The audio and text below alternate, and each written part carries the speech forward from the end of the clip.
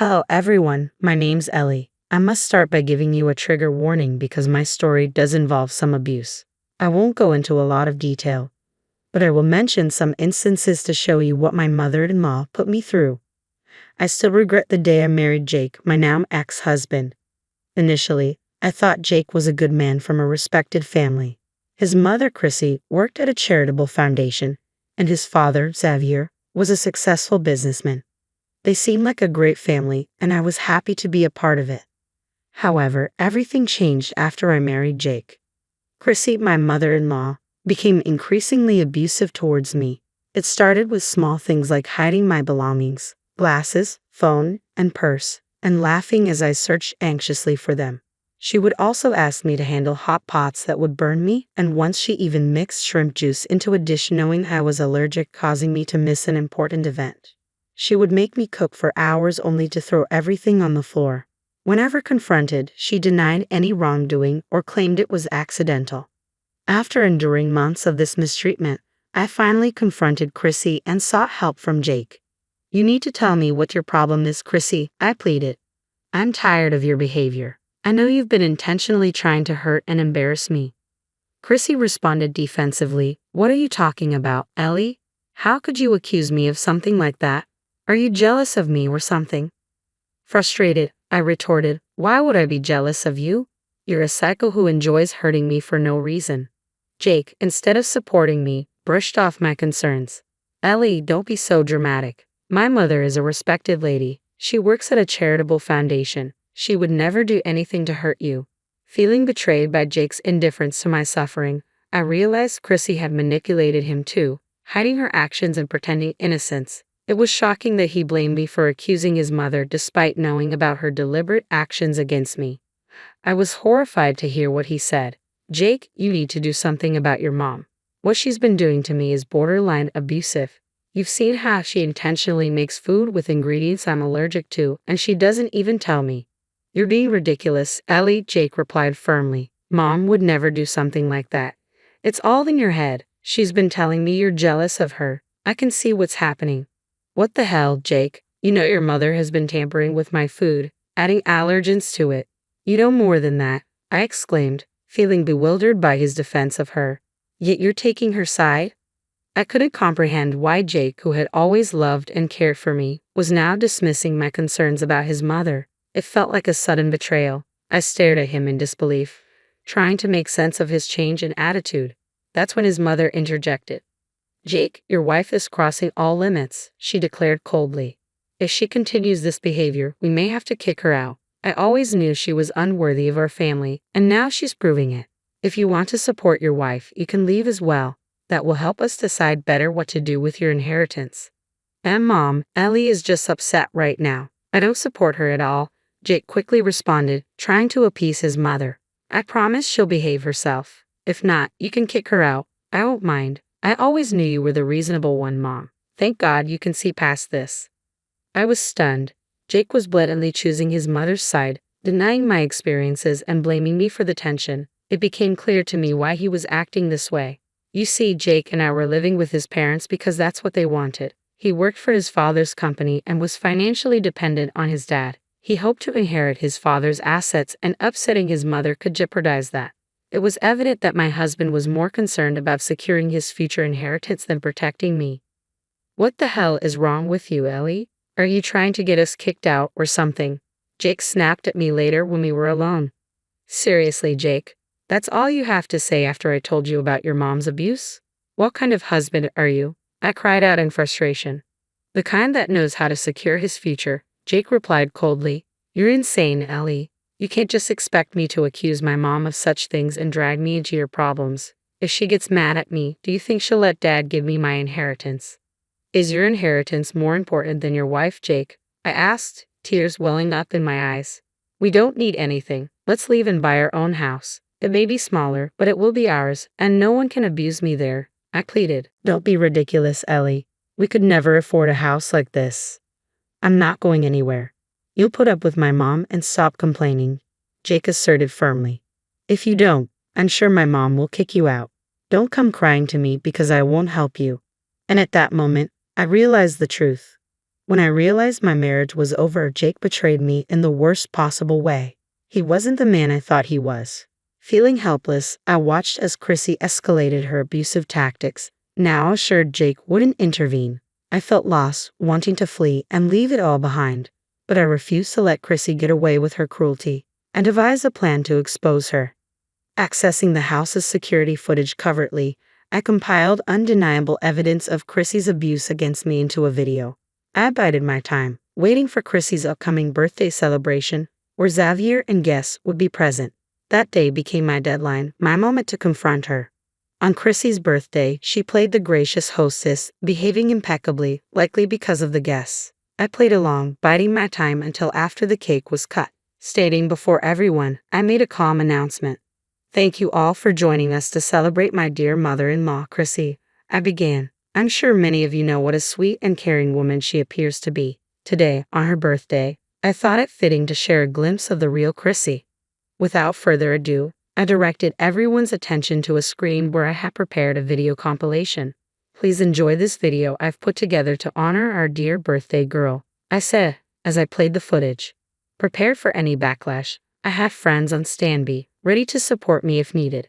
After enduring years of Chrissy's abuse, I had reached my breaking point. I no longer cared about her or Jake. I was done. As the video played, the room fell silent.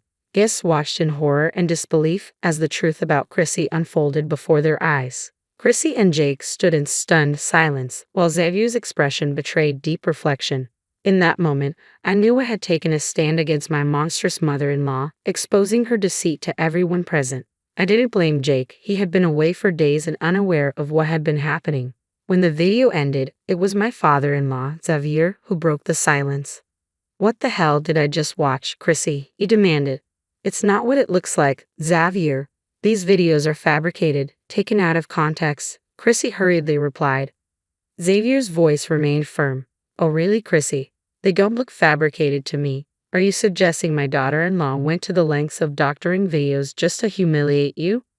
"Yes, that's exactly what I'm saying, Xavier," Chrissy insisted.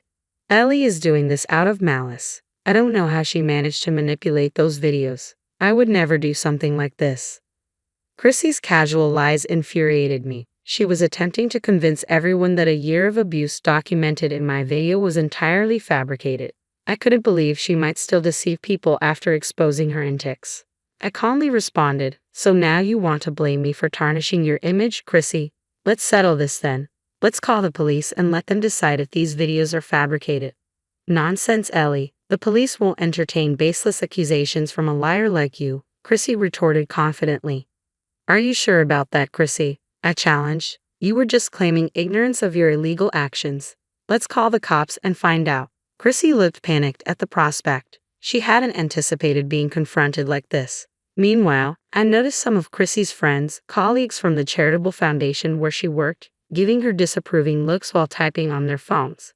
They seemed to be reporting what they witnessed at the party. Chrissy continued to plead her innocence to Xavier. "Xavier, do you hear her? She's threatening to involve the police. Ellie is trying to get me into trouble. She's delusional."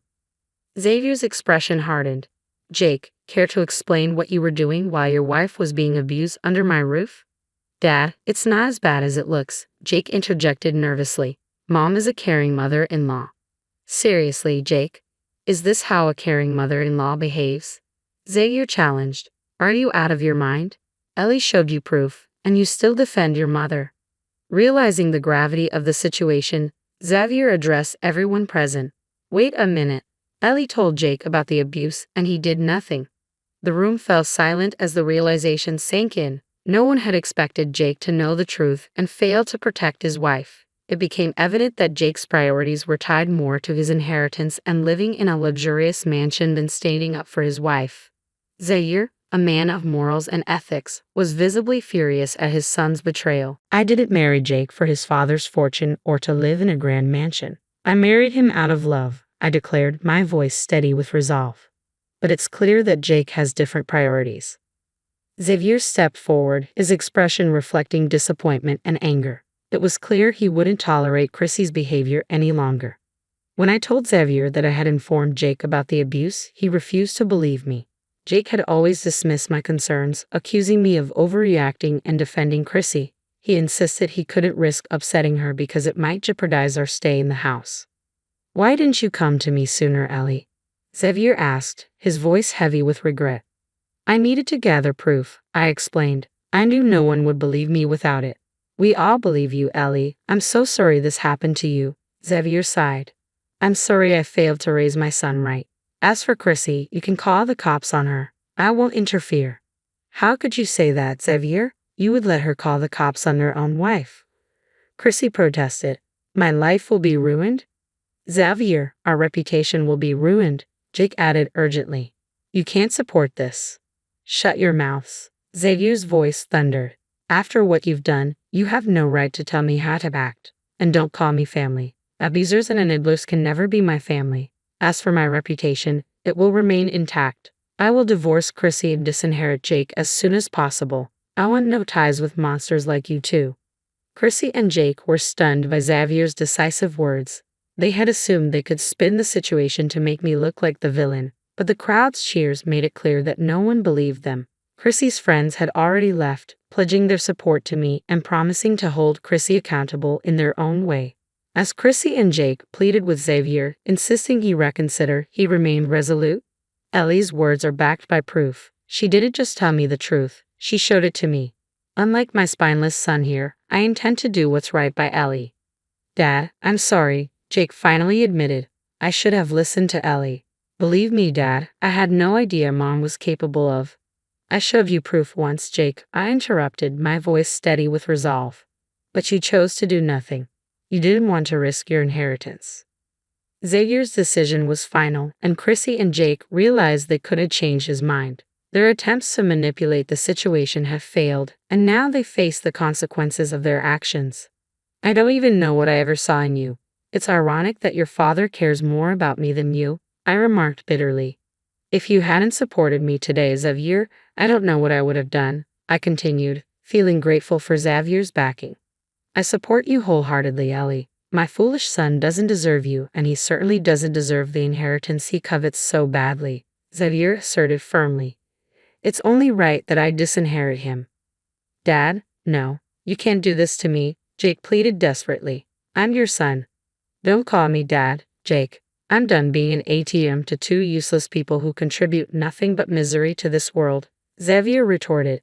"Since you've become as greedy and deceitful as your mother, you can leave with her after our divorce. There will be no home for you here anymore." "You're not serious about this, Xavier," Chrissy interjected, her voice trembling. "You're just saying this to hurt me. We've been together for almost 3 decades. "Yes, we have been together that long," Xavier acknowledged coldly. "But I never imagined my own wife could be so vile and monstrous. After today, I want nothing to do with you." Chrissy stood frozen, stunned into silence, while Jake sobbed and begged Xavier for forgiveness. It struck me profoundly how today's events laid bare their true priorities. They cared only for wealth and reputation, not for the person they had abused for a year. I felt disgusted by the man I once called my husband. He was more upset about losing his inheritance than realizing the extent of my suffering. Chrissy began crying and pleading with Xavier, not to me, but to him. "Xavier, please, I know I made a mistake. It won't happen again. Please don't take such a drastic step without thinking." "Dad, Mom is right. We messed up, but we'll make it right," Jake added, his voice choked with tears. "We're ashamed of ourselves. This will be a wake-up call for me. Please forgive us." "You have some nerve asking for forgiveness," Xavier responded bitterly. "You haven't even apologized to Ellie, the main victim here. You're apologizing to me because I have the power to leave you bankrupt and homeless. Not once have you shown remorse or apologized to her for your despicable actions." Xavier's words echoed my own feelings of betrayal and neglect. He saw through their insincerity, recognizing their desperation to avoid losing everything they had. As soon as Xavier pointed out their hypocrisy, Chrissy and Jake began bombarding me with apologies. Their gestures felt so fake and desperate that I recoiled, feeling as though their mere touch would pollute me further. I wanted those monsters nowhere near me anymore.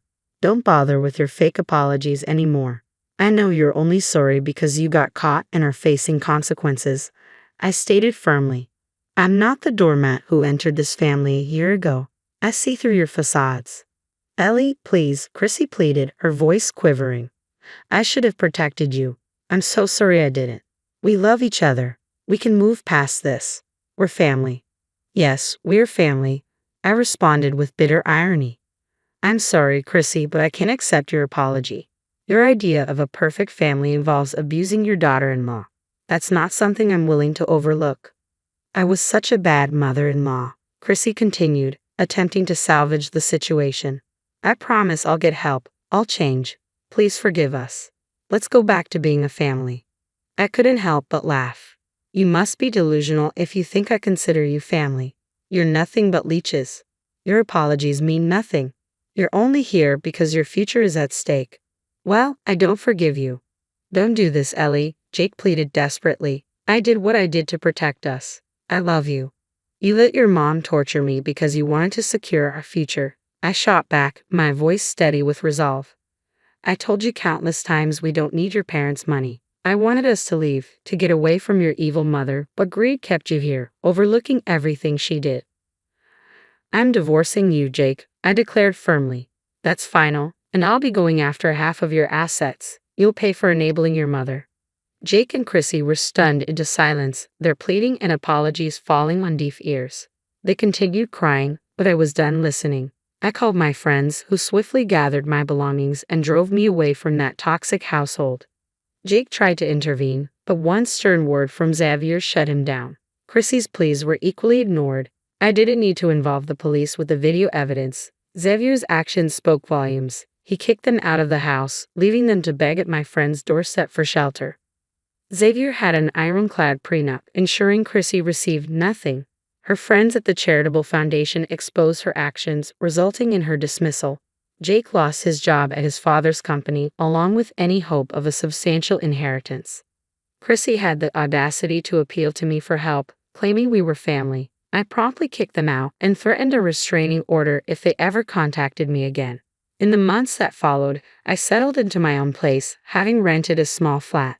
The divorce was finalized smoothly, with Jake relinquishing assets he had once believed secure. He worked two jobs now, supporting a mother who refused to work. Once, Jake called me to complain about his circumstances, hinting he wanted to come back. I laughed and hung up, relishing the irony that he now faced the consequences of his actions. It was a long road to vengeance, but I no longer needed to actively pursue it. I was living well, and so was Xavier. As for Jake and Chrissy, they were reaping what they had sown, a heavy dose of karma for their years of abuse and manipulation. It became apparent that Charles's employee, Junior, had been openly undermining his leadership, going so far as to dismiss Charles as a competent boss altogether. Charles overheard these disparaging remarks, which led to a tense confrontation between the two. In hindsight, Charles should have realized the importance of fostering a stronger relationship with his team.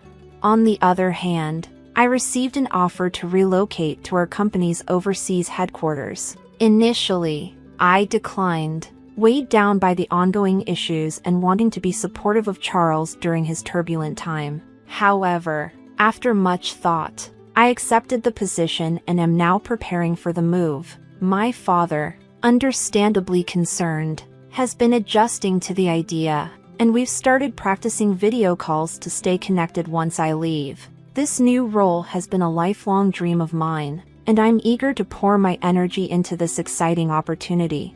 As for Charles, he rarely contributed to household chores, yet this never seemed to bother Angela. When they went out, Charles typically took the lead, allowing Angela to relax and enjoy herself without stress. Their relationship seemed balanced, or at least it appeared that way. Everything shifted when Angela's mother suddenly passed away.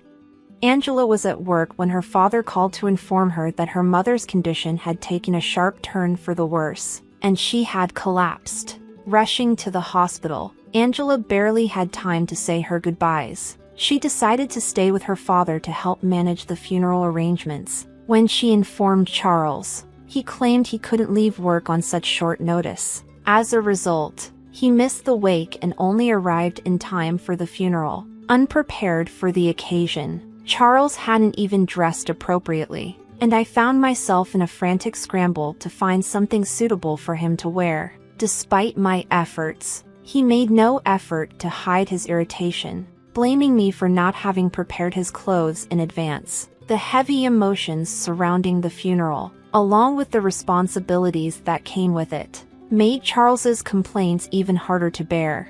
I eventually decided to ignore them, hoping to avoid a confrontation, but this only seemed to worsen his mood. Since that day, our marriage has become increasingly strained, with arguments becoming more frequent. Disagreements aren't uncommon after 4 years of marriage, but Charles's behavior has grown more combative. He constantly insists on making decisions and dictating what I should do, and it's been draining. I've tried to push back a few times, but his unfamiliarity with the simplest things in our home has turned minor tasks into drawn-out frustrations, accompanied by his never-ending grumbling. As time went on, I realized it was often easier to handle things on my own. Even though Charles continues to make demands, I haven't always followed his instructions, opting instead to take care of tasks independently to keep my life running smoothly. Recently, I brought up the upcoming gathering to mark the first anniversary of my mother's passing. When I reminded Charles, his response was indifferent at best. He complained about an important meeting scheduled on the same day, questioning how he could possibly attend the memorial. His excuse was that he couldn't delegate his work, especially since his recent promotion, which he never missed a chance to flaunt to his junior staff. I was barely able to contain my frustration as I tried to convey how important the memorial was to me. It was painfully clear that he prioritized his new title and responsibilities, often leaving me to manage everything on my own. No matter how much I urged him to focus on our family's needs, his work always seemed to come first. Later that evening, when I finally arrived home from work, I found Charles sprawled on the couch, a beer in hand. "Sorry, I'm late. Had to stay for overtime," I explained, already sensing his annoyance that dinner had been delayed. His response was sharp. "I've been waiting here for an hour." While it had only been an hour, and knowing that cooking wasn't his strong suit, it baffled me that he hadn't thought to get something to eat in the meantime. I had told him when I'd be home. After all, trying to keep my irritation in check, I handed him a takeout box and said, "I thought cooking would take too long tonight, so I grabbed this on the way home." Charles's reaction was swift and cutting, slamming his beer glass onto the table. "Takeout again? You're really slacking off lately, aren't you?" His words stung, especially considering it had been nearly 3 weeks since we last ordered takeout. Yes, I had been busy and couldn't cook every night, but I always ensured we had balanced meals and didn't rely on processed food. His uncalled-for critique left me debating whether I should even respond. Sensing my silence as an admission of guilt, Charles pressed on, adding insult to injury. "Can't argue when it's true. Huh? You should start doing your chores properly. You've been coming home late, claiming overtime. Maybe you're just out cheating." His accusation ignited the resentment simmering inside me. "If you know I'm working late, the least you could do is make dinner," I shot back. "You don't even have to cook. Picking up takeout isn't that hard. I always tell you when I'll be home, and despite my workload, I manage all the household chores. There's no need for that attitude." His response was a sharp glare, followed by a low blow. "You're 4 years older. Remember? I could have married a younger woman, but I chose you." He spoke as though I should be grateful, like his choice of me was a favor I didn't deserve. "You should be thankful and listen to me. No one else would want you." His words were meant to belittle me, but instead, they revealed just how broken our communication and respect for each other had become. "So, if I left, you'd be in trouble, right?" My anger boiled over. "If you wanted a younger woman, you should have married one before we got together. I asked you if you were fine with my age, and you said yes. That's why we're married. But trust me, I can manage just fine without you."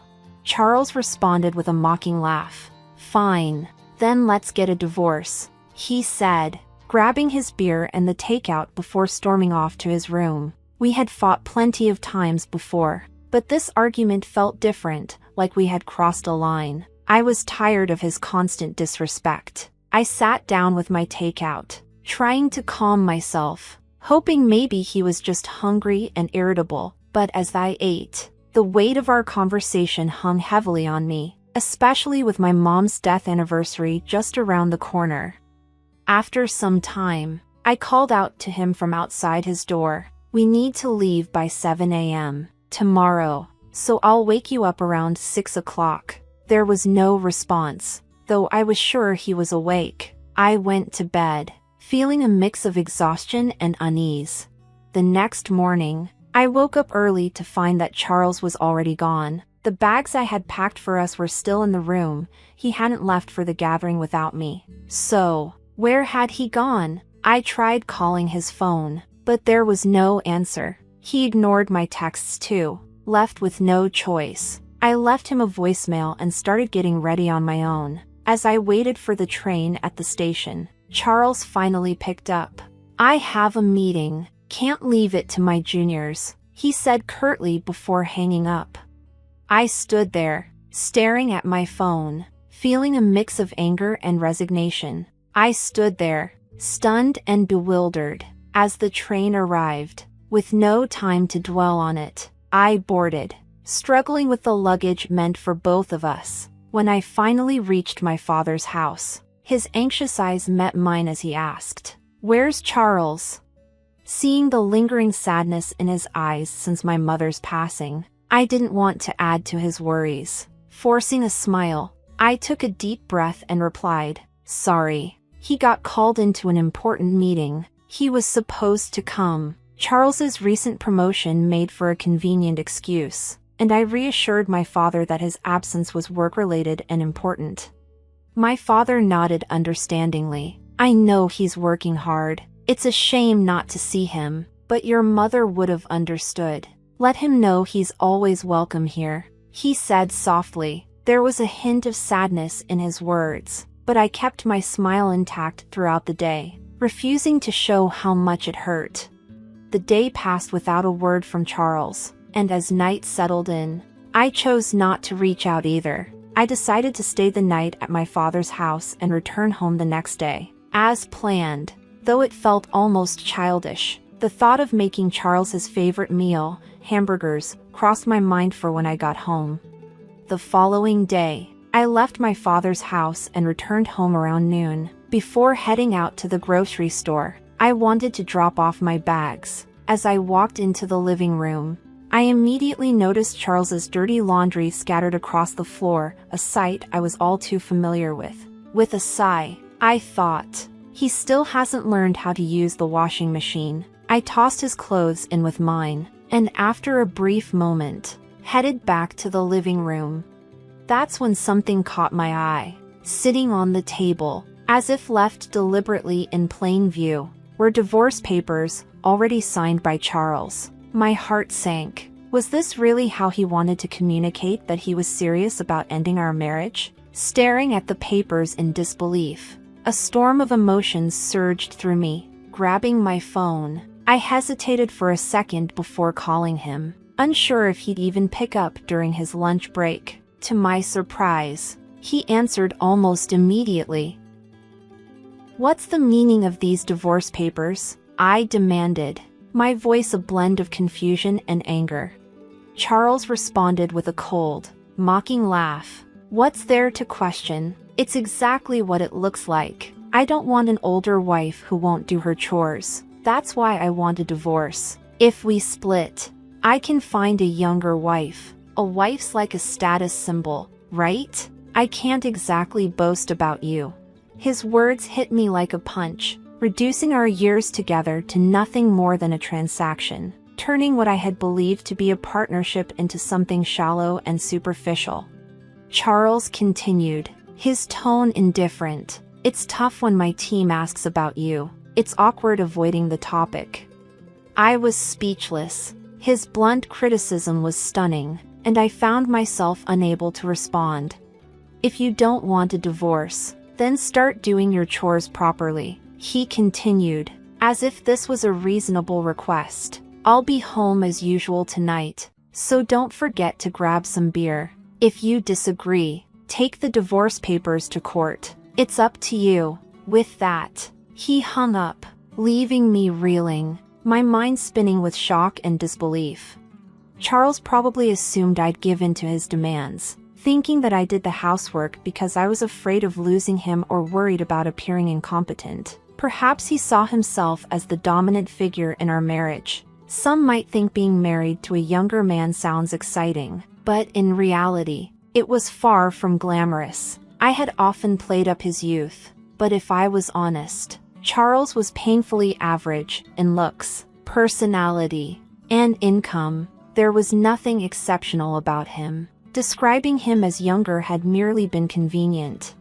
When we first got married, the 4-year age gap had seemed more noticeable, but now, in our 30s, it felt trivial. It was exhausting to constantly be labeled the older wife when we were essentially the same age. Fed up with his arrogance and the hollow foundation of our marriage, I grabbed my bag and headed straight to the family court. Submitting those divorce papers felt like lifting a weight off my chest.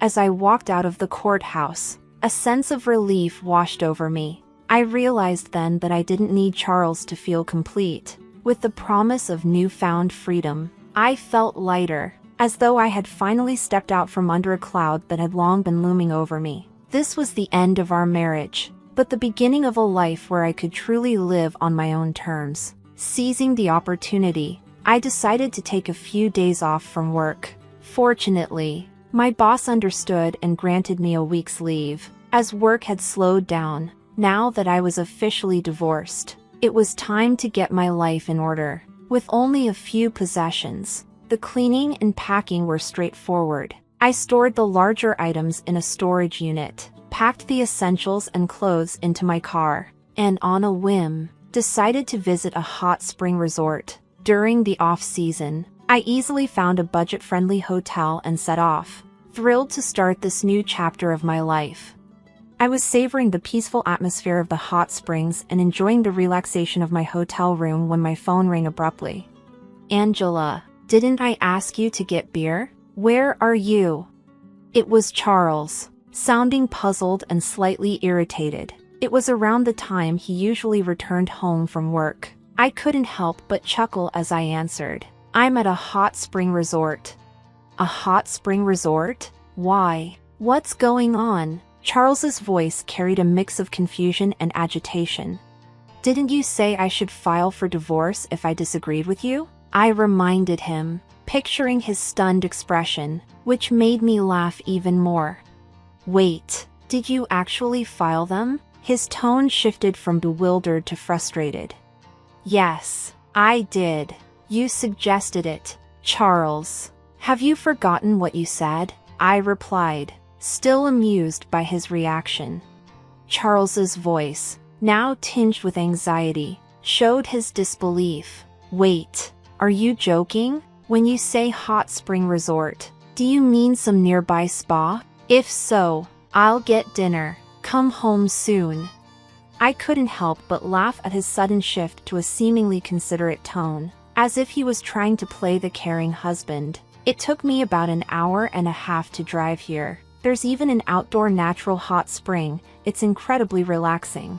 I hope it doesn't rain tomorrow. Since you're getting dinner, I've already packed my things, so you won't have to worry about me coming back. Take care of yourself. Charles pleaded for me to return, but I had no intention of going back. You're the one who initiated the divorce. Have you forgotten? It was clear you were using the threat of divorce to control me. I told him firmly. I can manage without you now that you've divorced your older wife. Go ahead and find a younger one if you can. Whether you succeed or not is no longer my concern, I said firmly. Charles fell silent, clearly taken aback by my determination. After a moment, he spoke again, his voice barely above a whisper. "But you should consider moving out of that apartment."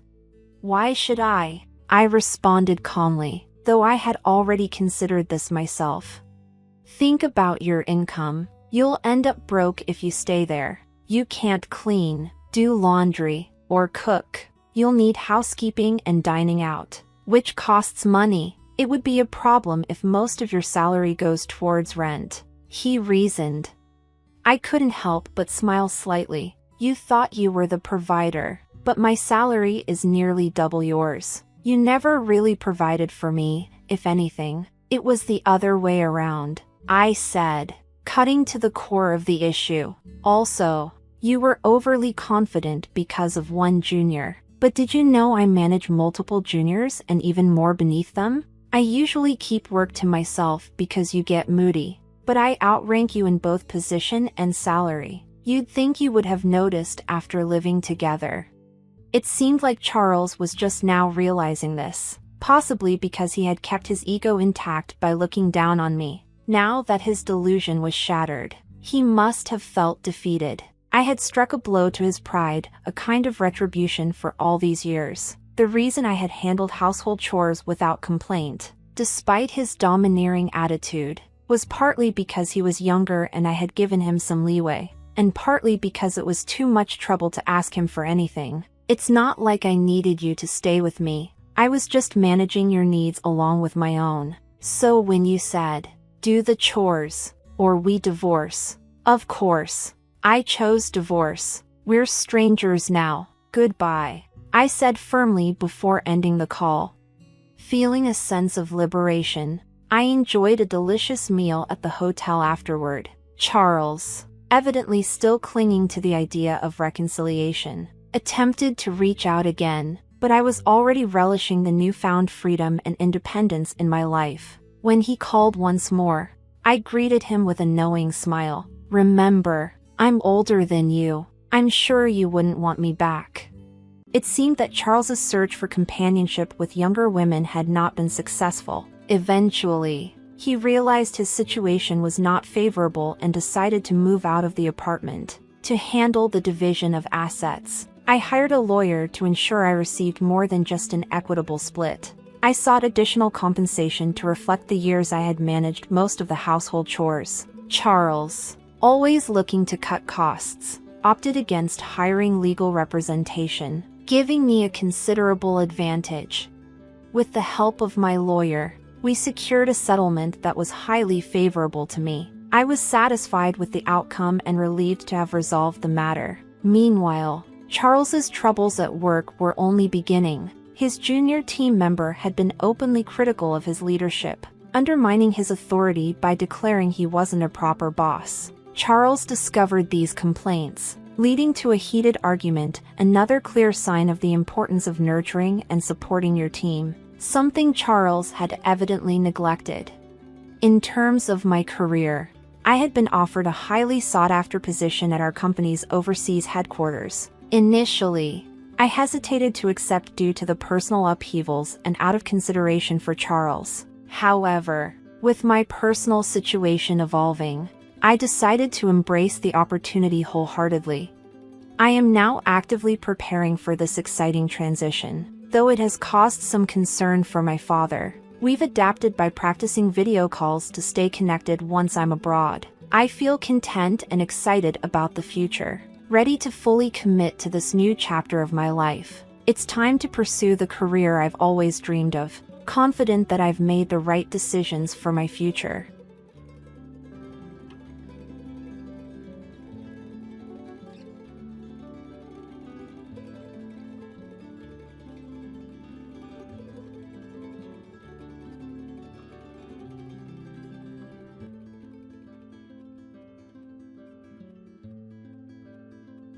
At my wedding, a situation unfolded that I could hardly believe. My in-laws, having indulged a bit too much, became the center of whispered gossip among the guests. In a surprising outburst, they confronted me, loudly proclaiming that now that I was married, if I truly wanted to belong to their family, I needed to prove my financial worth. They demanded an additional $5,000 a month, echoing sentiments my father-in-law had previously expressed. The room fell silent. I was left stunned by their audacity, feeling the color drain from my face. Thankfully, my father intervened, taking the microphone. With a firm but calm voice, he addressed them, emphasizing the embarrassment they were causing. His decisive words brought some relief to an otherwise tense moment. My name is Betty Rachel, and I'm a 33-year-old woman engaged to Stephen, a 35-year-old man I met through a friend concerned about my prolonged single status. After losing my mother at a young age, my father took on the role of both parents, working tirelessly to provide for me. This loss deeply affected me, making me guard my emotions closely, and as a result, I rarely dated seriously. Despite my initial reservations about Stephen, his persistent care and respect gradually won me over. He was always a gentleman, and over time, his unwavering support allowed me to open my heart. Dating him brought happiness back into my life, making him incredibly special to me. As my relationship with Stephen deepened, I found myself imagining a future with him, and when he proposed, it felt like the natural next step for us. Stephen had always been incredibly understanding and kind. He would constantly reassure me, saying, "Don't worry, if you ever feel unsure about something, I'll be here for you until you feel better. I love you, Betty. You can always count on me." His words warmed my heart, and I knew I wanted to offer him the same depth of care and commitment. When I shared the news of our engagement with my father, his reaction was one of overwhelming joy. He even shed tears, exclaiming, "Wow, Betty, you're finally getting married. I'm so happy for you." I playfully called him dramatic, but it led to a touching conversation where he revealed his quiet fears that I might never settle down. That moment showed me just how deeply he cared. Thanking my dad felt especially meaningful, knowing how he had raised me on his own. I anticipated that the wedding would be an emotional day for both of us, probably with more tears from him, given how emotional he was now. With our engagement set, Stephen and I began the hectic journey of wedding planning. Balancing our demanding jobs with wedding preparations meant our weekends were packed, leaving little time to rest. But we managed to keep our spirits high, excited for the special day ahead. One of the most anticipated moments was finally meeting Stephen's parents. Although Stephen had already met my father shortly after the proposal, scheduling conflicts had delayed my introduction to his parents. Finally, a visit was arranged, and as we approached their house, I was filled with both excitement and nervousness, eager to see how this meeting would go. I felt a surge of nervousness, but Stephen was quick to comfort me. "Don't worry, my parents are very kind," he assured, helping ease my anxiety as we stepped into what would be a significant new chapter in our lives. When I rang the doorbell at Stephen's family home, his mother greeted us. "Mom, I'm home," Stephen announced cheerfully. She responded with a warm smile, "Welcome home, Stephen. It's so good of you to come." As she engaged in light conversation with her son, I introduced myself politely. "Nice to meet you. My name is Betty, and I'm Stephen's fiancée." Her demeanor shifted subtly as she turned to me, her voice dropping from the cheerful tone she used with Stephen, her smile fading. "So, you're Betty," she said, giving me a long, scrutinizing look that felt more like judgment than a greeting. She led us into the living room, and her cool attitude persisted. "Betty, I'm curious. What do you bring to the table? Stephen is our treasure, our only child. If you're going to marry him, you need to be a suitable wife. Are you worthy of him?" she asked sharply, her tone more like an interrogation than a question. I was taken aback by her sudden harshness and struggled to find words. "You're joining our family, you know. Are you ready for that?" she continued, her words carrying an almost ceremonial weight, as if marrying into her family required some monumental commitment. I wasn't marrying into royalty, so why such heavy expectations? As I pondered how to respond, her patience wore thin. "When I ask you a question, you answer right away. You're so rude," she snapped, her voice rising. Despite feeling overwhelmed, I managed to respond. "I hope that Stephen and I will support each other throughout our marriage." This answer didn't satisfy her, she retorted. "What a naive thing to say. You're not just going to support each other. It's your job as his wife to support him. You don't even understand the basics," she criticized harshly. At this point, Stephen's father, who had been quietly observing, stepped in. "Honey, calm down," he interjected gently, turning to me with an apologetic smile. "Sorry about that, Betty. You must have been startled by my wife's words." His calm demeanor attempted to diffuse the tension. As I tried to remain composed, I reminded myself that Stephen's mother was fiercely protective of her only son. Perhaps her sharpness came from nerves. Just then, Stephen's brother entered the room, his quiet, gentle presence momentarily soothing the atmosphere. But that peace quickly evaporated when he, with a disarming smile, voiced his support for their mother's harsh words. "What my mother says is justified," he said. "What concerns me most is that you come from a single-parent family." Confused, I asked, "What do you mean by that?" "Being raised by just one parent doesn't have a good public image. We can't be too happy about someone like that becoming the wife of our only son, can we?" he explained calmly. "Hold on a minute," I began, as shock and anger flared inside me. I couldn't let his comment pass unchallenged. What's wrong with being raised by a single parent? My father worked incredibly hard to raise me on his own, and I'm proud of him and my upbringing. Being raised by one parent doesn't make me any less capable or valuable, I said, my voice firm. But they continued to argue. Since you were missing one parent, you couldn't have learned how to be a good wife, how to do housework and such, they claimed. I responded, refusing to let their assumptions diminish me. I did plenty of housework to help my father, and I can cook pretty well too. So please don't say that.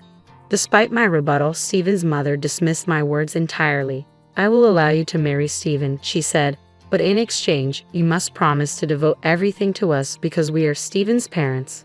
Can you promise that?" I was taken aback. "What?" I stammered, unsure how to respond to such a demand. "Since you came here to ask for our permission to marry our son, you do understand your duties, don't you?" she continued, leaving no room for negotiation. Before I could gather my thoughts to articulate a response, the conversation continued, and it became clear that my in-laws were intent on dominating the discussion. I barely had space to express my views. That night, as I reflected on what had happened, I felt overwhelmed by the encounter and deeply unsettled by the dynamics I was about to enter. The evening had been a wake-up call, and I realized I needed to talk to Stephen about how his parents treated me. "Stephen, do your parents always talk to people like that?" I asked gently, hoping for some understanding or support. He seemed unaffected by my question. "What about it?" he replied, clearly not seeing the issue.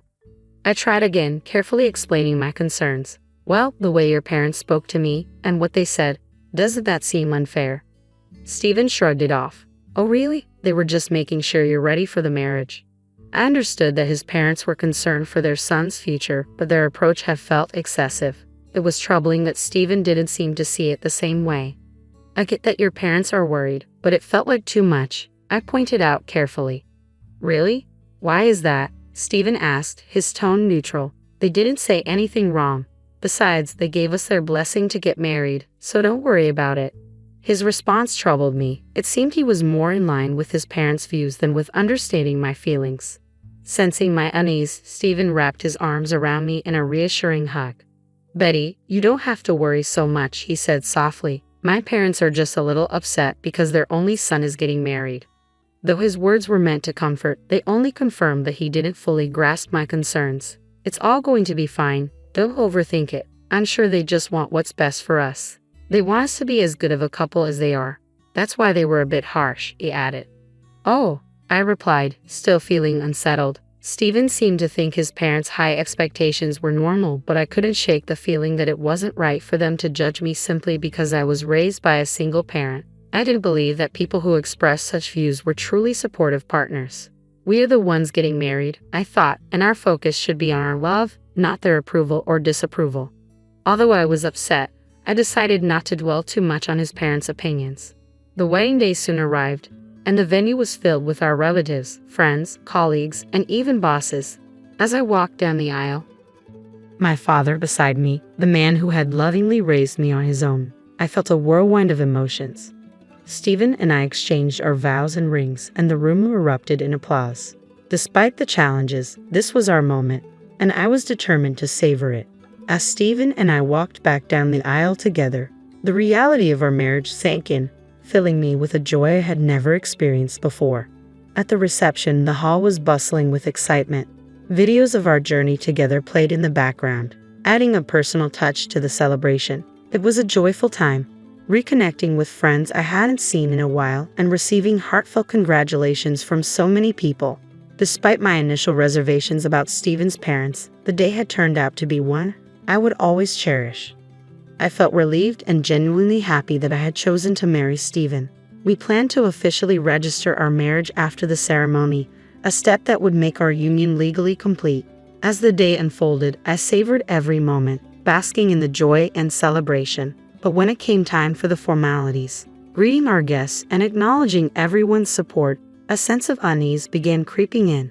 Stephen's parents, standing beside us, were visibly unsteady, their faces flushed a deep red. It was clear they had indulged too much in the festivities, and some of our relatives quietly asked if they were all right. Though embarrassed, we pressed on, trying to maintain decorum. When it was time for us to address the guests, the situation took an unexpected turn. Without warning, Stephen's mother grabbed my hand, pulling me away from him with surprising force. Her voice boomed as if she were in a wrestling ring, not a wedding hall. "Listen to me, Betty. After this wedding, you're going to devote yourself to us completely. Prepare yourself. We're going to test you hard." The guests murmured, some laughing awkwardly as if it were a joke, but the tension was undeniable. Before I could react, Stephen's father seized the microphone and pointed at me. "Betty, don't you feel embarrassed wearing a dress like that? It doesn't suit you at all," he sneered. His mother nodded in agreement, piling on the criticism. The murmurs among the guests grew louder, turning from amusement to concern. I turned to Stephen, my eyes pleading for him to step in and stop his parents' humiliating outbursts. This was supposed to be our wedding day, a celebration of love, not a spectacle of disrespect.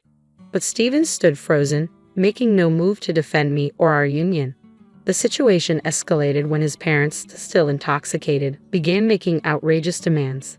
"After you register the marriage, you should give us a few $1,000s a month, plus your entire bonus." They insisted, their greed blatant and shocking.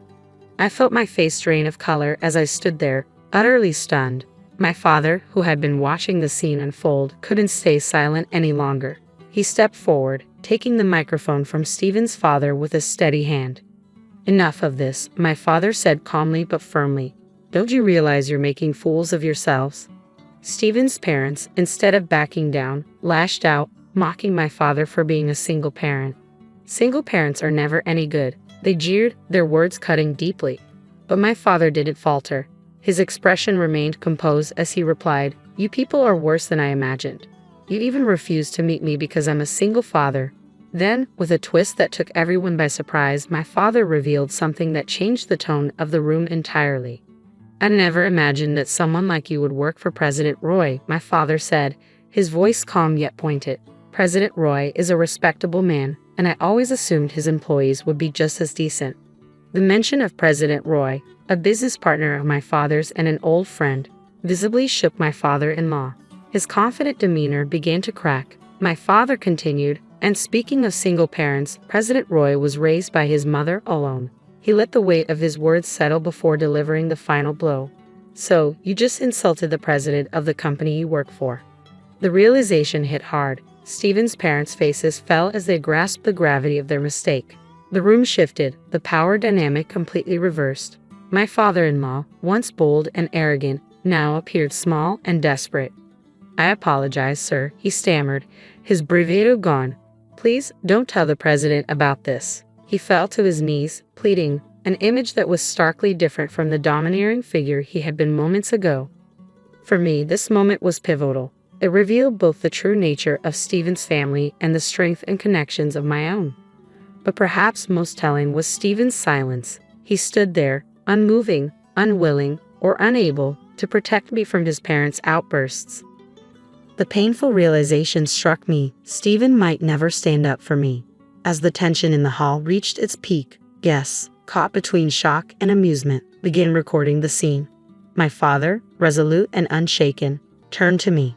"No matter how much they apologize," he said firmly, "they can't take back their words." He looked me in the eye and asked, "Do you want to leave with me?" Without hesitation, I nodded. I took the microphone from Stephen's limp hand and with a steady voice, addressed everyone in the room.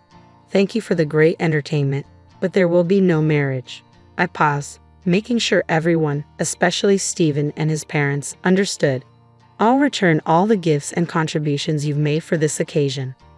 With that, I left the reception hall, my father by my side. As we exited, I caught a final glimpse of Stephen and his parents, shocked, dismayed, and surrounded by concerned relatives. Behind us, the room descended into chaos. Over the following days, I stayed true to my word. I returned the money and gifts, and to my surprise, many of the guests expressed their admiration for my decision. They commended both my father and me for our integrity and courage in such a difficult situation. The fallout from the wedding was swift and severe for Stephen. His co-workers, many of whom had witnessed the debacle, spread word of the incident. It not only tarnished his reputation but also highlighted his inability to stand up to his unreasonable parents. Embarrassed and unable to face his colleagues, Stephen resigned from his job. The repercussions extended to his father as well. Word of the incident reached President Roy, and he took swift action. Stephen's father was demoted and reassigned to a remote division of the company, a clear message about the company's stance on integrity and respect. Stephen's family found themselves increasingly isolated within their community, shunned by both neighbors and extended family. Their actions at the wedding had led to a social and professional downfall, a stark reminder that actions have consequences, and sometimes those consequences are unavoidable. In the midst of this chaos, my life began to take a new direction. The bond with my father deepened, and we spent more quality time together. One day, he broached a topic that caught me off guard. "Betty, are you interested in running the business?" he asked, his eyes filled with hope and sincerity. I hesitated, unsure. "Do you mean? Why don't you work towards becoming the president of my company?" he suggested, confident in my abilities. The idea was daunting, but his belief in me sparked a sense of purpose. "I'll do my best, I promise," excitement and nervousness swirling inside me. From that moment on, I shifted my focus entirely to my career.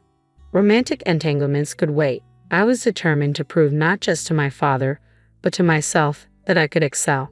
I dove into learning every aspect of the business, determined to lead with the same strength and integrity my father had always shown. Looking back on the wedding fiasco, it was clear that Stephen's family had been unreasonable, turning what should have been a joyous occasion into a spectacle. Thankfully, since the marriage was never officially registered, I avoided a legally binding mistake. Now free from the burdens of marital drama and in-law complications, I could fully commit to my career. It was liberating to realize that out of chaos had come clarity, a new direction for my future. I'm eager to see where this path leads, and I wish myself all the best as I embrace this new chapter. If you've stayed with me until the end, thank you for being part of this journey. I hope you found something valuable in this story. Stay tuned for more updates, and if you enjoyed this, please consider subscribing for the next chapter of my life.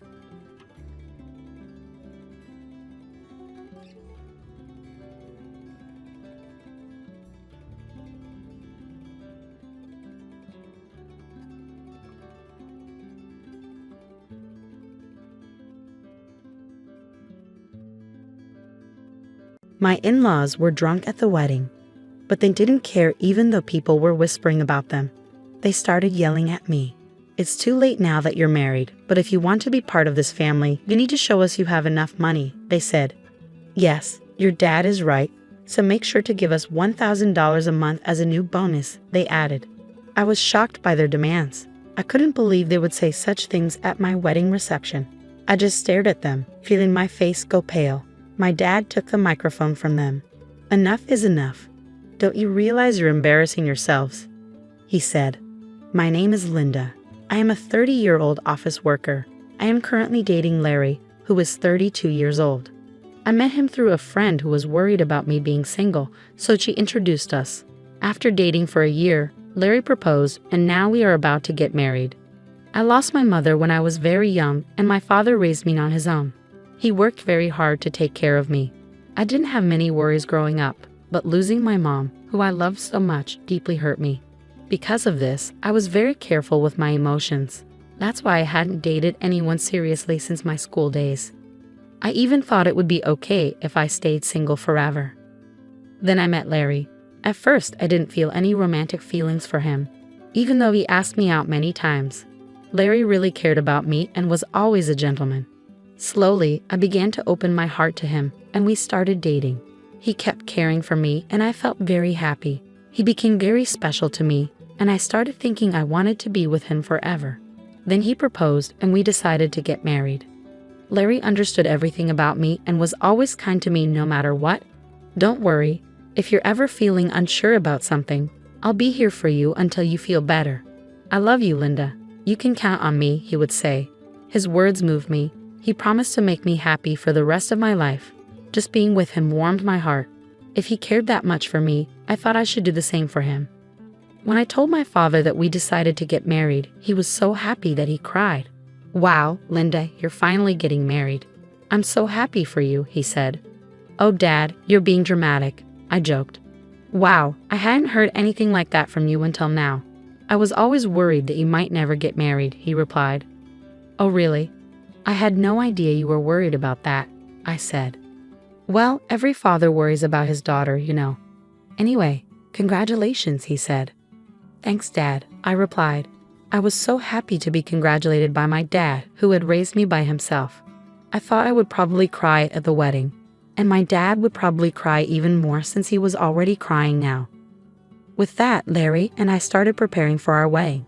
We were both busy with our jobs, so our days were very hectic. We worked during the weekdays and made wedding preparations over the weekends. There was no time to rest. Our calendars were always full. On a rare day off, we were supposed to visit Larry's parents' house. I was going to meet Larry's parents for the first time. Larry had come over to meet my father right after he proposed to me. Originally, I had planned to visit Larry's parents right after that to introduce myself. But they were very busy, and our schedules never matched. Finally, some time passed, and we managed to arrange a visit. As we arrived at his parents' house, I suddenly felt nervous. "Don't worry, my parents are very kind," Larry reassured me. His words made me feel a bit better, and I rang the doorbell. It was his mother who opened the door. "Mom, I'm home," Larry said. "Welcome home, Larry. It's so good of you to come," his mother replied warmly. As she talked with her son, I greeted her as politely as I could. "Nice to meet you. My name is Linda, and I'm Larry's fiancée." "I see, so you're Linda," she said. Her voice was much lower than when she spoke to Larry, and her smile vanished. She looked me up and down as if judging me. Then she led us to the living room, where her cold attitude didn't change. "Linda, I'm curious about what you bring to the table. Larry is our treasure and our only child. If you're going to marry him, you need to be a suitable wife. Are you worthy of him?" she asked, more like an interrogation. I was taken aback by her question. I hadn't expected such a cold attitude from my future mother-in-law, and was at a loss for words. "You're going to join our family, you know. Are you ready for that?" she continued. True, marrying Larry meant joining his family. But it's not like Larry's family were the Kennedys or some well-known high society family. It's not like I was marrying into a royal family. Why was I being asked to make such a commitment? Besides, I wasn't even going to live with them. I don't like being pressured with questions like these. As I was trying to figure out how to respond, his mother seemed impatient with my slow reply and scolded me harshly. "When I ask you a question, answer me right away. You're so rude," she snapped. "I'm asking if you're ready for this," she continued, raising her voice.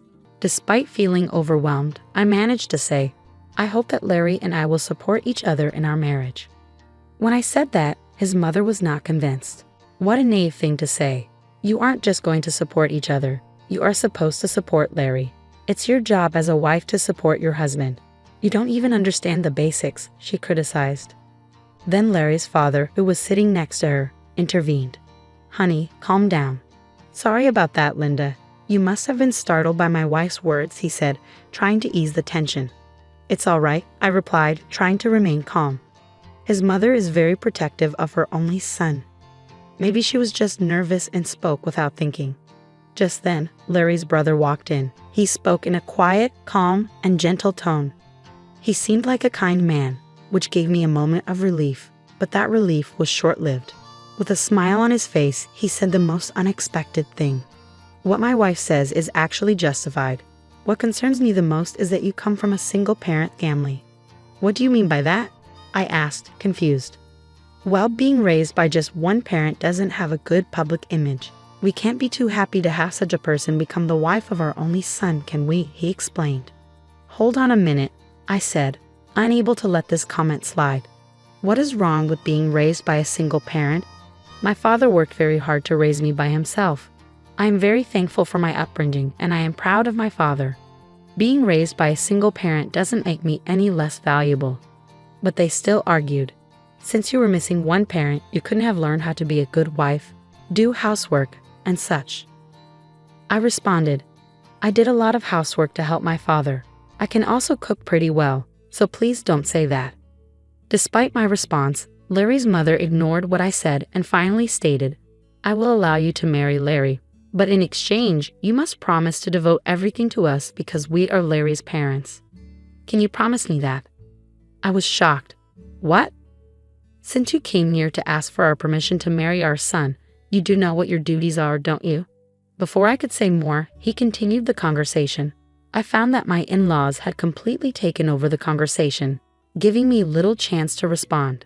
That night, as I thought more about the marriage, I decided to share my feelings with Larry.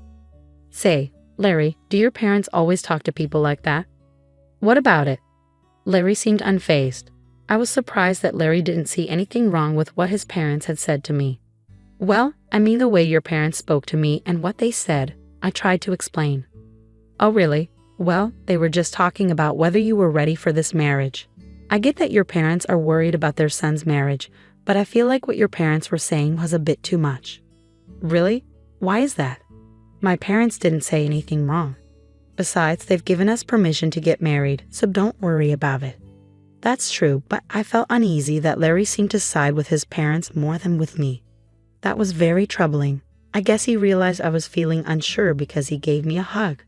"Linda, you don't have to worry so much. My parents are just a bit upset because their only son is getting married," he said. He spoke as if he didn't fully support me. "It's all going to be fine. Don't overthink it.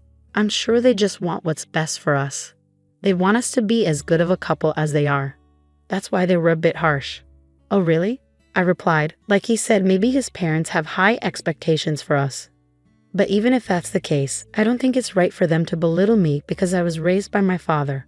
I don't think people who say such things make a good couple. We are the ones getting married, and we should be the focus, not their approval or disapproval. With that perspective, although I was still a bit upset, I decided not to dwell too much on his parents' opinions. Then the day of the wedding arrived. We had many guests, including our relatives, friends, colleagues, and bosses. I walked down the aisle with my father, who had raised me all my life. Larry and I exchanged our vows and rings. We were met with applause, and for the first time, I truly realized that I was getting married to Larry. I felt a happiness I had never felt before. As we walked into the reception hall, we made our way through the crowd, greeted by videos of us as part of the entertainment. It was a joyful time. I chatted with friends I hadn't seen in a while, and many people congratulated us. Despite my earlier worries about his parents, I was glad I had decided to marry Larry. I was glad we decided to have a memorable day. After the ceremony, we planned to officially register our marriage, and Larry and I would become husband and wife. I cherished every moment and felt so happy. Time flew by, and soon it was time for the final part of the event. The bridegroom and both sets of parents lined up to greet the guests. But I started to feel uneasy because of Larry's parents. We were all supposed to be standing in line, but his parents were wobbly on their feet. If you looked closely, you could see that their faces were bright red. They had drunk too much. Some relatives asked if they were okay. My in-laws were clearly drunk. But we had to wrap up the ceremony and get it over with. The moderator handed the microphone to me and Larry.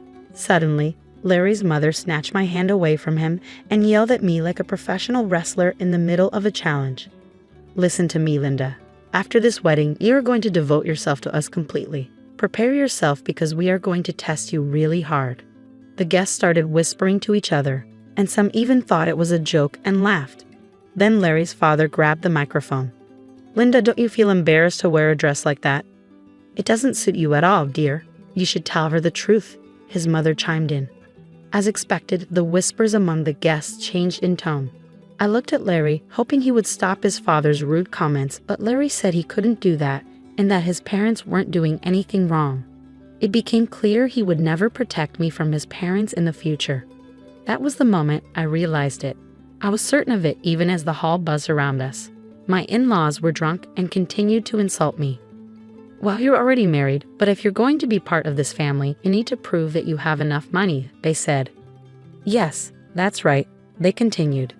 "After you register your marriage at the city hall, you should give us a few thousand a month and your entire bonus." I was shocked by their words. I never thought they would say such things at our wedding reception. I just stared at them, feeling my face go pale. My father took the microphone from them. "Enough of this. Don't you realize you're making fools of yourselves?" he said, though still showing some respect. His parents glared at my father. "Why are you interrupting us while we're talking?" I knew this woman's father was no good. "Single parents are never any good," they said. How dare they insult my father? I thought. My father, keeping his cool, replied, "You people are even worse than I imagined. You even refuse to meet me because I am a single father. I never thought that someone like you would work for President Scott. President Scott is such a respectable person. I assumed his employees would be decent as well." At that, my father-in-law's face turned very serious. How do you know President Scott?" "He's a business partner of my company and, more importantly, an old friend of mine," my father explained. "And speaking of single parents, President Scott was raised by his mother alone. So you just insulted the president of the company you work for." Seeing my in-laws' faces fall at my father's words, I realized they finally understood the mess they had gotten themselves into. "I apologize, sir. Please don't tell the president about this," my in-law pleaded, suddenly falling to his knees. Just moments before, he had acted like he was in charge, but now he looked defeated. I could hear laughter from the guests. Some even pulled out their cell phones to record the scene. "No matter how much you apologize, you can't take back your words," my dad said. He walked over to me and asked if I wanted to go home with him. I said yes and took the microphone from Larry's hand. "Thank you for the great entertainment, but there will be no marriage," I announced to Larry and his parents and to everyone who attended. "I will make sure to return the money you gave us for this occasion." Then I left the reception hall with my dad. I caught a glimpse of Larry and his parents looking dismayed, and soon after, his relatives rushed over with worried expressions on their faces. The place must have been in complete chaos. As I returned their money, I apologized to the guests. They all expressed sympathy for me and praised me and my dad for our actions, saying it was good that we weren't taken advantage of by such terrible people.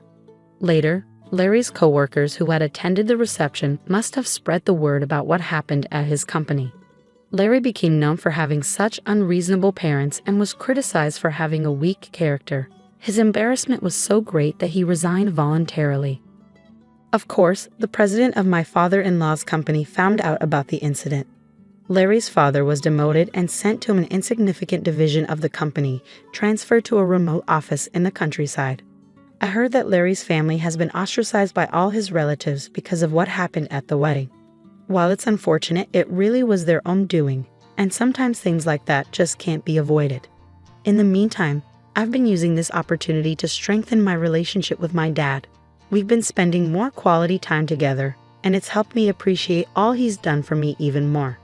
One day, he sat me down for a serious talk. "Linda, are you interested in running the business?" he asked, looking at me with a mixture of hope and seriousness. "Do you mean?"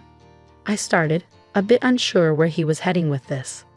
"Why don't you work towards becoming the president of my company?" he suggested. It was a big step, and he seemed to believe I was ready to take it on. "I'll do my best," I promised him, feeling a mix of excitement and nervousness.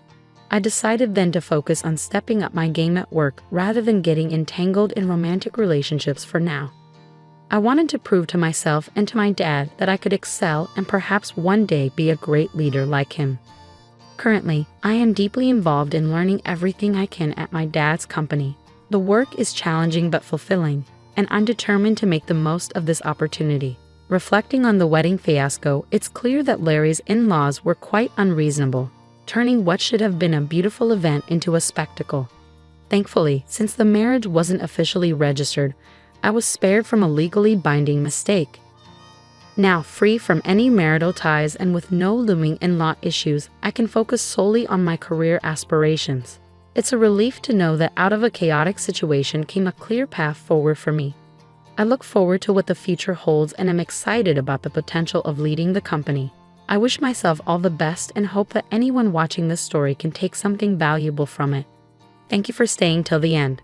Please consider subscribing if you enjoyed this story, and I hope to see you in the next video.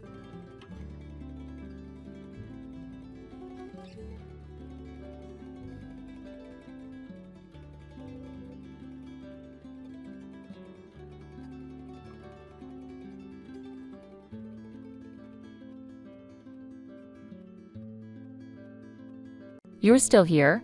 You reek of old age. Go home already. This harsh outburst came from our oldest son's wife during their housewarming party. My husband and I had come to celebrate our son's new home and were shocked by her audacity. Our son stood up, probably trying to calm his wife down, but beside me, my husband quietly muttered, "Shall we bring this house down?" At his words, our daughter-in-law's arrogant smile turned into a surprised gasp. Little did she know at the time that it wasn't just the house that was at stake, but her entire life as well. My name is Jacqueline Green. I'm 64 years old. I married my husband Sam and moved into his family home, where we lived a contented life. We were blessed with 2 sons, Robert and Ted, both of whom have grown up, have families of their own, and are doing well. As for Sam and me, all we want is to live out our remaining years in peace and happiness. However, there's one little thing that bothers us. It's our oldest son's wife, Alice. From the moment I first met her, I didn't have a good impression. Alice was 24 when she first came over to introduce herself before marrying our son. Although she greeted us at the door with a hello, there was no smile on her face. "Let me see, you're Alice, right?" Since she hadn't introduced herself, I asked my son just to be sure. At my question, Alice scowled. "What, does Robert have other women?" Both Robert and I were taken aback. "What are you talking about?" "Of course not," Robert hastily reassured her. "Well then, why did you need to confirm my name?" Alice started to argue right there on the doorstep. "I'm sorry, I shouldn't have said that." I nervously tried to calm the situation. Even though she was young, I couldn't help but think she lacked common sense, but hoped that time in marriage would improve things. That's what I thought at the time. Both families met, and everything proceeded smoothly. Alice's parents seemed like very nice people. They run a small electrical shop together, and they gave off a good vibe. I thought positively that Alice's initial behavior was perhaps due to her love for Robert. After their wedding, the couple moved to an apartment nearby. A few years later, our younger son Ted also decided to get married. It was a bit of a shotgun wedding.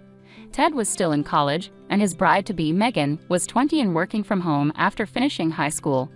Honestly, we were worried. We had no idea what kind of girl was going to come into our lives, but when we first met Megan, she came with a gift and introduced herself politely at the door. I was surprised. Although we had thought that Alice's behavior was due to her youth, Megan, who was even younger, was very polite and respectful. There were some concerns about how their relationship began, but Megan seemed like a wonderful and kind girl. In the time leading up to their wedding, Megan visited us many times. She'd always offered to help out around the house. Of course, we couldn't let her do that, but we were incredibly touched by her thoughtfulness. The second son's wife's family owned a small construction company. Ted, who was still in college, decided to drop out and start working there. Then a beautiful baby girl was born to the couple. When the baby turned 6 months old, they decided to hold a belated wedding ceremony. Of course, the eldest son and his wife attended the ceremony. However, Alice looked sullen the whole time. Despite being a part of the family, she was constantly on her phone, never leaving her seat. Both my husband and I wanted to talk to her, but we could tell she gave off a vibe that said, "Don't talk to me." The wedding ceremony went smoothly, but the problem arose after that. Since they had a small baby, they decided not to have an after-party, so we suggested, why not have a small after-party at our house? Ted and Megan were thrilled. We prepared snacks and appetizers, and Robert and Alice joined us at our house. However, a commotion ensued. That was a lovely wedding. "Megan looked beautiful," said the eldest son. Of course, those kind words made the atmosphere pleasant, but it was the eldest son's wife who completely shattered the calm. "What are you saying? Who are you calling beautiful? Are you cheating on me?" she angrily confronted her husband. Everyone was stunned by her overreaction, but I quickly snapped out of it and tried to calm her down. "Alice, calm down. Robert didn't mean it that way." But it seemed like that was a mistake. Now I became the target of her anger. Alice glared at me and shouted, "How did you raise him to be such a cheater? Isn't it your fault for raising him this way?" Then she lunged at me. "Alice, calm down. Alice, please stop. Enough is enough." The children and my husband stepped in to restrain Alice. I immediately told Megan to take the baby somewhere safe and asked her to leave the room. Looking at Alice, who was panting heavily from her outburst, I was sure she must dislike all of us. No, everyone involved with Robert. She sees only Robert. For better or worse, we decided it would be better for Robert's sake to distance ourselves from them, and so we have kept a minimal relationship with them up to now. After the incident, I told Robert, "Don't you think it might be better to divorce?" To which she replied, "I have thought about that too," but when I mentioned it, Alice apologized in tears. After receiving words of apology from her, both my husband and I decided to leave the matter to the two of them. Despite the ups and downs, our eldest son and his wife celebrated their 15th wedding anniversary. Since they didn't have children, we didn't have many opportunities to meet with our eldest son and his wife, but we figured it was better to go on without any confrontations causing issues. Both my husband and I thought the same. Then one day, our eldest son contacted us. He said that he had decided to start his own business, focusing on the development of a game he had been working on as a hobby. In other words, our eldest son was going to be the CDO. He said he didn't need a large office to develop his game, but he would hire a few employees and each of them would work from home. Because there would occasionally be a need for meetings, he told us he was planning to build a new house with a small meeting room and his own workspace. My husband and I were very happy to hear that our eldest son was turning his hobby into his career and looking toward the future. A few months later, a mansion was completed. We were invited to the housewarming party along with our second son's family. It had been several years since we last met our eldest son's wife, but she had become a fine adult. I thought there wouldn't be any problems like before. Thinking that, we brought our congratulations and visited our eldest son's home. "Hello, excuse us," I said as I rang the bell. My eldest son came out to greet us. He guided us inside the house, saying, "This is the conference room, this is the workspace, and this is the living area. It's properly locked." He led us to the living room while showing us around the house. "Oh, it's lovely," I said, looking around the room with my husband and a family of our second son following behind, all wearing smiles. A meal was prepared in the living room, but I didn't see my eldest son's wife. "Where is Alice?" I asked my eldest son, but he didn't want to talk about her. In the end, we started eating without her. My husband and second son each gave their housewarming gifts to our eldest son. "You didn't have to do all this," my eldest son said, grateful but accepting the gifts with thanks, acknowledging the celebration. The second son's family had one more child since then, and the older child was already in elementary school while the younger child was still 2 years old. Both of them were excited about the new house. That's when it happened. There was a noise upstairs, followed by the sound of footsteps and someone coming down the stairs. "What? Alice is here," I called out to my eldest son, but he didn't answer. Then, when she entered the living room, she frowned upon seeing us. "Alice, hello, it's been a while," I called out to her, but she was still looking sullen as usual. Then she said to us, "You're still here? You reek of old age. Go home already." Alice's harsh words froze the warm atmosphere in the room. "Hey, Alice, how can you say such a thing?" Robert chastised his wife, but it was clear Alice had no intention of taking his reprimand to heart. "Well, it's the truth, isn't it? Our brand new house is getting ruined because of them. I told you not to invite them over. And what are you, some big shot CEO now? Hanging around with some old codger who keeps working past retirement and people who are so average they had a shotgun wedding after dropping out of college. We live in completely different worlds." I was speechless, and so was my second son's family. Even my grade school grandchild was struck dumb in surprise. I had made various excuses attributing her behavior to her youth or excessive affection for my eldest son. But that was my mistake. Something essential to her humanity is missing. She lacks warmth and kindness towards others. It's not that she loves my eldest son the most. She loves herself above all else and values her status as the wife of a company president more than anything. I was furious. I couldn't stand silent anymore. As I was about to retort, my husband, who had been listening to the argument between my eldest son and his wife, let out a sigh. Usually calm and gentle, he said, "Maybe we should just tear this house down." At my husband's words, my eldest son, second son's family, and I involuntarily looked at him. Nobody could believe that such words had come out of his mouth. Only my eldest son's wife let out a surprised gasp. "What? Do you even understand what you're saying?" Alice asked. "Of course I do," my husband replied. "A house designed by me and built by Ted might be better off not existing." Alice was stunned at my husband's words. "I'm sure you, as the president's wife, wouldn't be satisfied with such a house designed by an old man and built by someone beneath ordinary. Our worlds are different. You should just move out." My husband's calm tone was ironically scary. Knowing this, none of us could interrupt the conversation between him and Alice. "What do you mean?" Alice started to tremble at his words and she glared at my eldest son. Noticing her gaze, my eldest son sighed and said to Alice, "It means exactly what he says. This house was designed by my father, a top architect, and the contractor is Megan's family's firm, with the foreman being Ted. I may hold a title and be a president, but I neither have substantial wealth nor reputation yet. Thanks to my family, I could own such a wonderful house rather among us. I know we are the most ordinary or even beneath ordinary." Alice turned pale at my eldest son's words. She must not have known, but even if she didn't know, didn't she ever wonder? There's no way our eldest son's income and savings alone could have built such an impressive house. My husband didn't even charge for the design work, and there's hardly any profit for our second son's in-laws who run a construction company. I can't thank enough to our second son's in-laws who helped us simply because we're family. Yet our eldest son's wife has the audacity to act pompous just because of her husband's status. Who does she think she is, saying that we're less than average? Alice repeated his words as if she couldn't believe them. You could see the despair on her face. Indeed, my husband still works for a company even after his retirement, but that's because the company asked him to stay on as a top-tier architect. Our second son is being groomed as the next boss at his wife's family business. He gets good treatment not just from his coworkers but also from the business partners that his wife's family has had relationships with for years. And even though he's not yet the president, he's working hard for the company. Yet in this group, Alice is at the bottom of the barrel. Our eldest son laughed, looking at his wife, whose face had turned blue as if she was about to cry at any moment. Our second son also started laughing involuntarily, but the atmosphere was anything but pleasant. Our second son's wife quickly picked up on the mood and took their child to a nearby dollar store. She's really good at reading the room and is very considerate. Apologize to Dad and Mom properly if you understand. Our eldest son stopped laughing and yelled at his wife. What? Am I really that bad? You're always on their side. It's only natural for a husband to side with his wife. Alice fought back. Sure, that's right, but it's also a husband's job to point out when his wife is wrong. You're wrong. If you have a complaint, quit being my wife right now, our eldest son replied, truly angry. Seeing her husband so angry, Alice quickly changed her attitude and conspicuously knelt down. I didn't know. You never told me, she said, acting like a tragic heroine. Then, as if intoxicated by her own performance, she turned to my husband and me and began to apologize. I'm really sorry for the rude things I've said. We watched her act with a blank expression, not feeling a shred of sympathy. Her overly dramatic apology didn't touch our hearts at all, and it was too late to apologize anyway. We had no intention of accepting her superficial apology, just like last time. Seeing his wife in this state, our eldest son asked, Dad, Mom, what do you think? Am I terrible?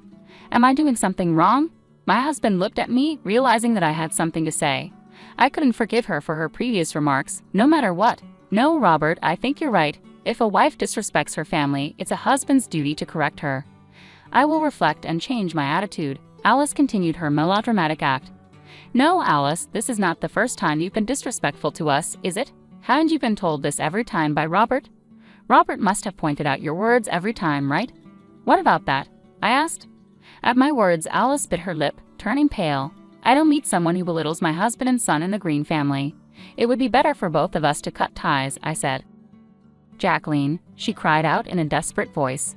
In our 15 years of marriage, it was the first time she called my name.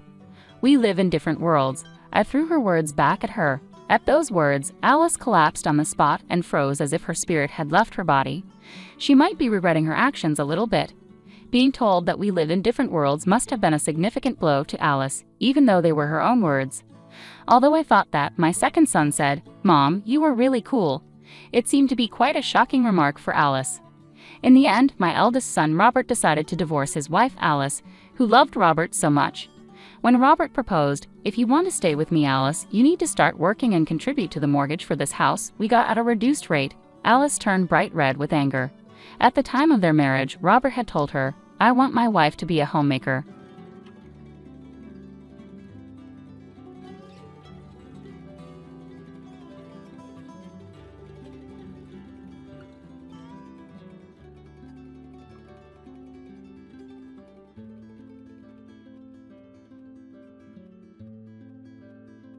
After the somber funeral for my father, a prominent shareholder, my brother-in-law caught us off guard by raising the delicate topic of inheritance.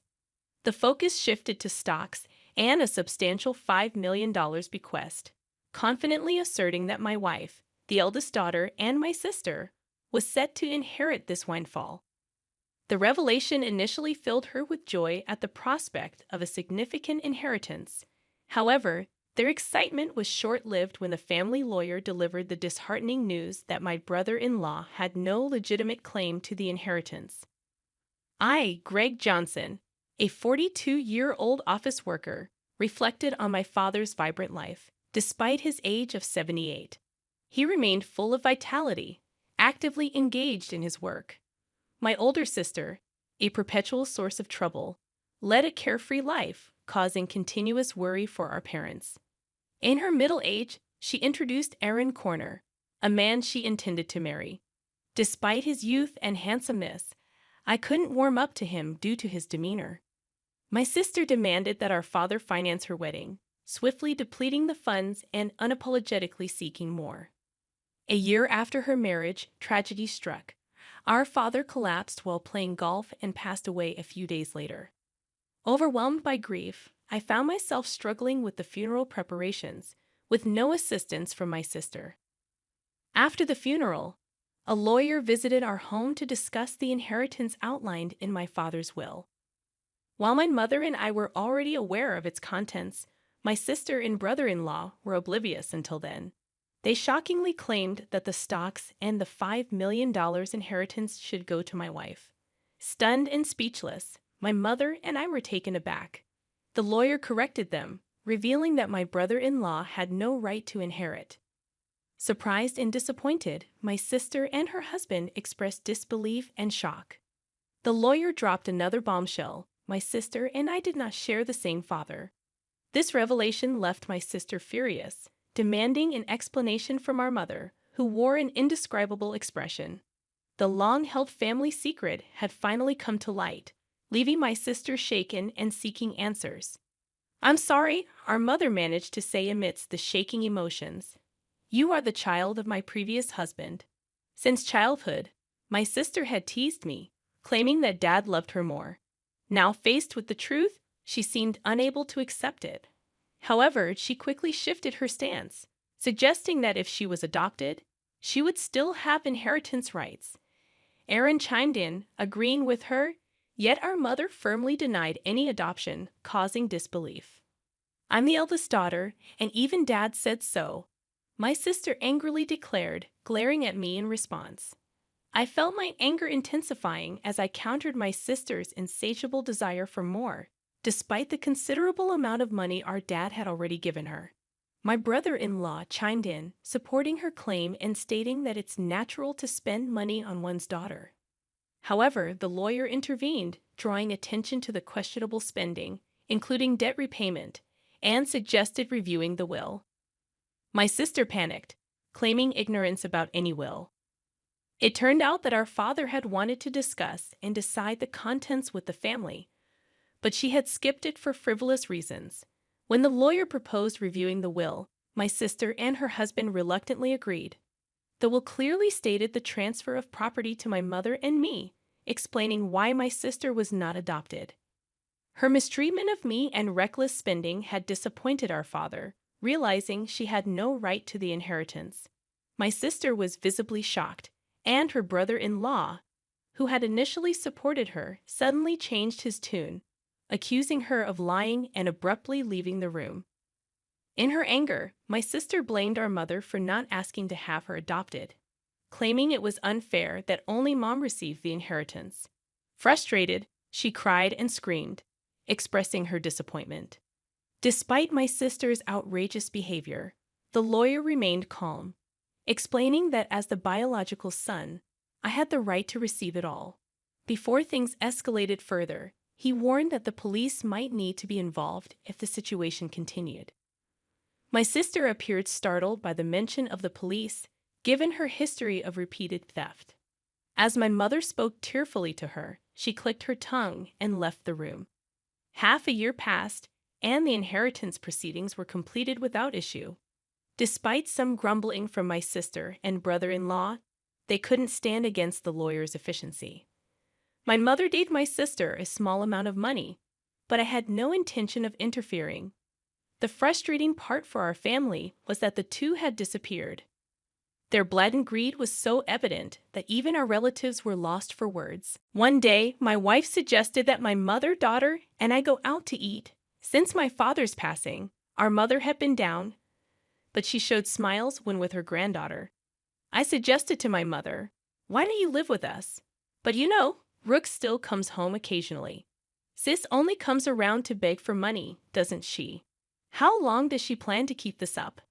The reason my mom defends my sister is that she is her blood-related child, and there might be concern that if we visit our family home, my sister might cause trouble again.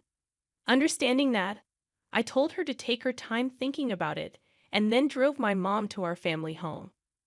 Upon arrival, we encountered something unexpected. The lights were on in our supposedly empty home. It wasn't the time for the helper to come, so we were puzzled. I parked the car, suggesting, "Let's go up and have some coffee with Mother." We got out of the car and headed to the entrance, but the moment we approached the door, a car came rushing in. "Mom, watch out." Hearing my daughter ahead of me, I shielded my wife with my body. The car just grazed me, and I managed to dodge it, but I collided with a nearby flower bed, injuring myself badly. The car stopped after hitting the garage door. "Are you okay, Dad?" My wife and daughter rushed over, supporting me. Mother was trembling in shock at the sudden event. Understandably, from that moment on, a day of turmoil began. I was taken to the hospital by ambulance and had to be hospitalized briefly. Later, I heard that Aaron Warner, my brother-in-law, was driving the car. According to the police, he explained that he mistook the accelerator for the brake. However, I had my doubts about that story. Amidst all of this, my sister and mother visited me in the hospital. Mother left briefly to arrange flowers, and during that time, my sister coldly looked at me and said, "You're only tough and bodied, huh?" With a slightly disappointed tone, I couldn't help but give her a smile. "If I had died in the accident, Mom would inherit everything, right? Messed up your plan," I said a bit sarcastically, and my sister looked uneasy. "You planned this, didn't you?" When I asked, my sister looked away, and I added, "But I won't be accepting Mom's share, so it won't work out for you." My sister looked surprised at this. She probably thought I would naturally accept it. I have a wife and kids, so I passed the inheritance to them. It's not strange for the head of the family to think that way.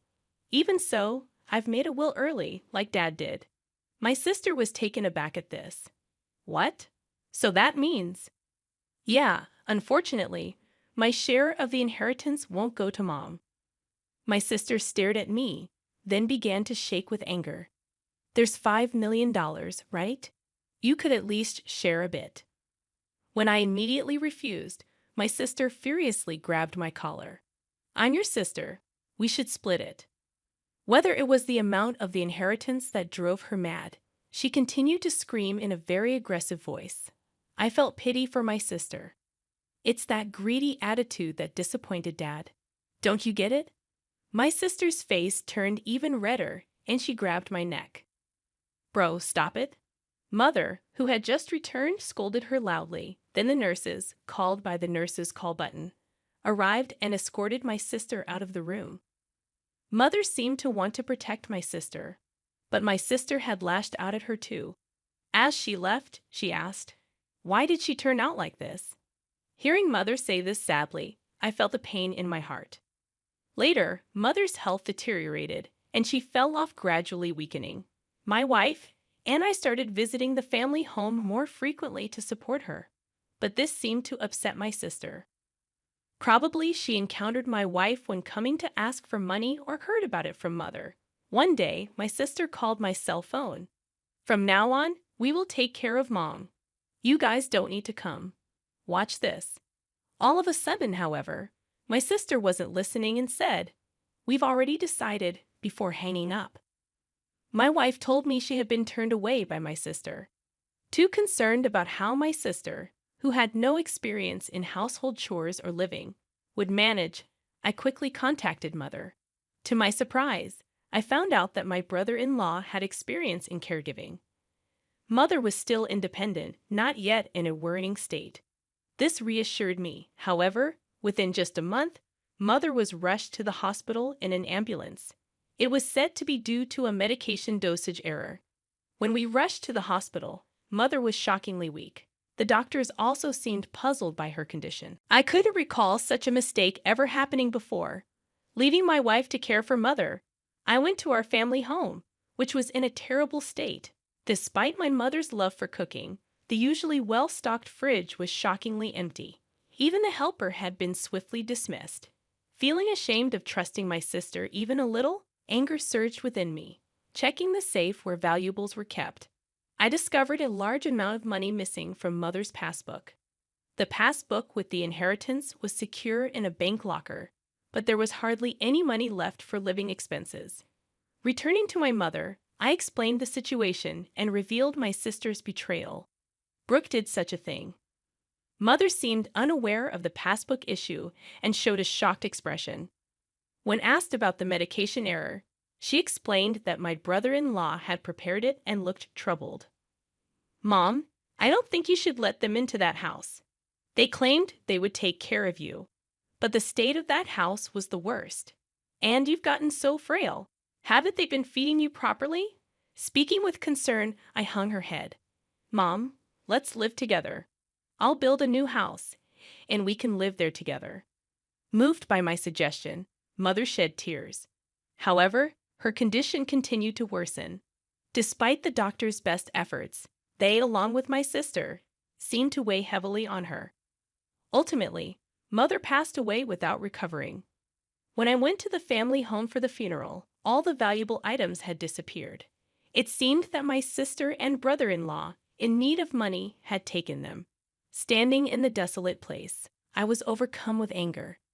I had to find a way to make my sister take responsibility for Mother's sake and as atonement for what she had done. I resolved to do something. The day after Mother's funeral, my sister and I met at the lawyer's office to discuss the inheritance. Condolences, but as her daughter, I'm entitled to Mother's inheritance. My sister said with a sense of superiority that made me laugh involuntarily. She seemed to be under some misconception. Let's open the will then. As the lawyer revealed the contents of the will, my sister turned pale. You're joking. Why, bro? You are not entitled to any of the inheritance. This is in accordance with Dad's wishes. My brother-in-law started to get angry, but the lawyer had nothing else to say except repeat the same thing. This must be a mistake. Bro is her child, isn't she? My brother-in-law suddenly became furious, throwing things off the table. Are you trying to trick us? We won't let you get away with this. Give us the inheritance now. Aaron, you planned to kill Mother, didn't you? When I asked, my brother-in-law glared at me unpleasantly. Oh, I wouldn't do such a thing. Then why did the medication error occur? My brother-in-law appeared annoyed. I don't know anything about that. It's impossible that I can't inherit. You must have done something. My sister was getting more agitated. Now I'm even behind on my condo payments. I was shocked. She hadn't rushed to Mother's side after hearing of her death because she was busy with such matters, hoping for the inheritance. Really, there's nothing left. My sister pressed the lawyer. That seems to be the case. Let me explain in detail. The lawyer explained the details of the inheritance. Ultimately, after deducting what my sister had withdrawn and sold, there was hardly anything left for her to inherit. My sister held her head in dismay. I had discussed this in advance with the lawyer. I found satisfaction with the outcome. Stop joking. There can't be so little. My mother and I hadn't told my sister, but most of Mother's property had already been distributed to my children, her grandchildren. Therefore, there was already little left to inherit. However, my sister kept murmuring her dissatisfaction. I felt nothing but resentment towards my sister, who had lived off the money given by Father and now Mother, thinking she could rest easy knowing I would take care of her. But you just took her money. You are a true disgrace to our parents. I raised my voice in frustration. Caring for someone costs money, you know. Don't you understand? Then show me the receipts for what you spent on Mom's care. I'll cover any necessary expenses. As I extended my hand, my sister turned pale and was at a loss for words. I threw those away. That's not good. Without receipts, it can't be proven as evidence. Hearing the lawyer's words, my sister struggled to find a response. During this, my brother-in-law tried to calm me down. Greg, your sister is in a tough spot. Maybe you could help her out a bit as family. I cannot. My immediate response left my brother-in-law speechless. I've been hurt by my sister for a long time. Frankly, I feel like it's karma, but you're the only siblings, maybe just a little. He tried to say more, but I refused. I was filled with anger, and so was my brother-in-law, apparently. Dan, if that accident had worked out, Rook would have had the entire inheritance. What accident? Before I could ask, my brother-in-law started talking on his own. Because of this brother, Things didn't go as planned. I was supposed to get a new car, but now there's barely enough money left even for repairs. My sister tried to stop him, but it was too late. That's a pretty serious statement. You could be accused of fraud. The lawyer held a recorder, smirking at my sister and brother-in-law. What the heck? Isn't that against the rules to do that? You agreed to our conversation being recorded at the beginning, didn't you? Called out by his own words, my brother-in-law's face turned pale. To him, I had one thing to say. Aaron, I will be pressing charges about that accident. Don't joke. Where's the evidence? The evidence has just been provided by you. My sister, crying, began to hit my brother-in-law. You idiot! It's all your fault. Why did you say that? Later, my brother-in-law faced legal consequences for his actions. Additionally, unresolved suspicions about his past emerged, requiring police involvement. For some time, my sister, as an accomplice, was said to face lesser charges. However, struggling with her condo payments, she was turned away by relatives when she asked for money. In contrast, I chose to work earnestly and not rely on inheritance. Now, receiving stock dividends has become a small pleasure in my life. In the aftermath of the legal proceedings, the rift between my sister and me widened. The family bonds that were already strained became nearly non-existent. Despite her attempts to seek support from relatives, my sister faced a cold shoulder and her financial struggles continued. Meanwhile, I focused on building a stable and fulfilling life for my own family, working diligently. I found solace in providing for my wife and children without relying on the tumultuous inheritance battles that had plagued us. The stock dividends became not just a financial benefit, but a symbol of my commitment to a more secure and principled life. Over time, my sister's situation didn't improve. The consequences of her actions weighed heavily on her, both financially and emotionally. It became a stark reminder of the importance of responsible choices and the lasting impact they can have on one's life. As the years passed, I held no ill will towards my sister, recognizing that everyone faces their own battles and makes their own choices. Still, the events that unfolded served as a powerful lesson about the significance of integrity, responsibility, and the enduring consequences of one's actions. In the midst of the turmoil, I found strength in forging ahead with resilience, determined to create a future that wasn't tainted by past misfortunes. The dividends, once a mere financial gain, evolved into a testament to the enduring power of personal growth and the ability to rise above adversity. Life moved forward, and I embraced the opportunities to thrive, leaving behind the shadows of familial discord. The lessons learned from this chapter of my life became an integral part of shaping my values and decisions, ensuring a legacy built on principles rather than the pursuit of material gain. In the end, it was not the inheritance that defined my journey, but the choices made along the way. Choices that led to a life grounded in authenticity, resilience, and a commitment to building a better future for those I cared about the most.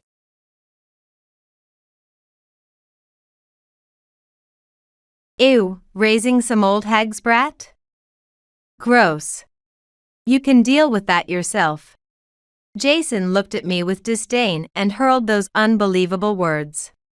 After 3 years of fertility treatments, we were finally expecting. And he said this about our child. He had often spoken hurtfully before, but this time it felt like my insides were boiling. Understood. Anticipating something like this, I had prepared a divorce form in advance and now thrust it in front of Jason. What? Apparently, he hadn't thought I would actually initiate a divorce. As his eyes widened in shock. Despite his blatant infidelity, why did he seem so surprised now? I've filled out what I needed to, you just finish up and take it to the office. Thanks. As I spoke, Jason, probably unable to back down due to his male pride, reluctantly signed the divorce papers. My name is Kristen Owen. I'm 39 this year. I live with my husband, Jason, and we've recently conceived a new life. At 3 months pregnant, I'm deep into morning sickness. But having wanted a child for so long, this pregnancy has been a joyful event for me. Yet, there was one thing ready to ruin my happiness: Jason. At the beginning of our marriage, Jason treated me with utmost care. Can't believe I'm married to such a beauty. My life isn't so bad after all, he would boast to people around us. And I would feel both embarrassed and delighted whenever someone teased him, saying, "There he goes again." Honestly, I was quite popular with men when I was younger. Not that I ever slacked off on pursuing beauty. Every day, I researched what makeup, hairstyles, and fashion would suit me and even appeal to women. As a result, I now run an online beauty salon and am launching a cosmetic brand from home. While I do make a decent income as a sole proprietor, I haven't fully disclosed my earnings to Jason. When I try, he dismisses it with, "You're just playing around on social media all day." Initially, he used to admire me greatly, but now he mocks me as an old woman. And laughs, saying, "No matter how hard an old hag tries, her skin will just wrinkle up." I don't know what changed in Jason's heart. Perhaps he's always scorned others and I just never noticed it. We met through a dating app, and since we had no mutual friends, I knew little about his true character. Jason is a year older than I am. Remembering how thrilled I was to find someone my age on the app, I quickly reached out, and we hit it off and agreed to meet. After several dates, we began a relationship, and 3 years ago, when I was 36, we got married. When we married, tears nearly overwhelmed me. I felt like I was finally seizing happiness at this age, after having been merely a casual fling to many men before.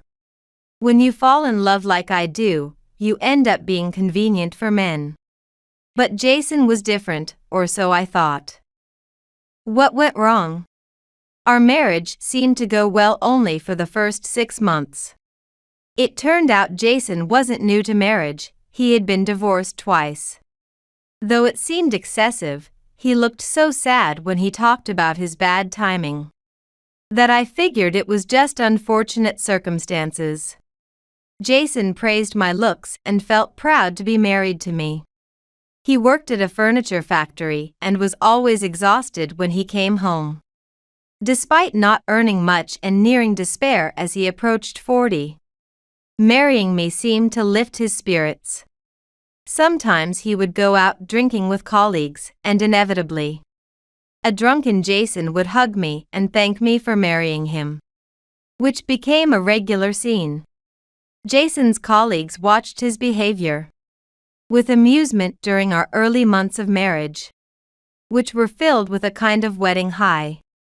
We lived a comfortable life, splitting the living expenses equally from our salaries. Whenever I suggested paying more, Jason, perhaps out of male pride, insisted on keeping it equal. In reality, I earned more, but I never fully disclosed my income to avoid hurting him. The first shadow over our married life appeared about 6 months in, when I began to think about wanting children. I wondered what Jason thought about having children. At 36, I felt an urgent need to start trying for a baby. One night, I mustered up the courage to ask Jason, "Do you think we could start trying for a child?" Jason was in a good mood, just out of the bath and drinking a beer. But at the word child, his body tensed visibly. "A child, huh? Okay." His flat response surprised me a bit. Jason had been married twice, but never mentioned children. It seemed he wasn't opposed to the idea. "Thank you." Although I was puzzled by his ambiguous attitude, we decided to start trying for a baby. But at 36, I knew it might not be easy on my own, so I quickly started going to a clinic. Given my age, I was briefed on artificial insemination and in vitro fertilization. But not wanting to burden Jason financially, I opted to try timing intercourse first.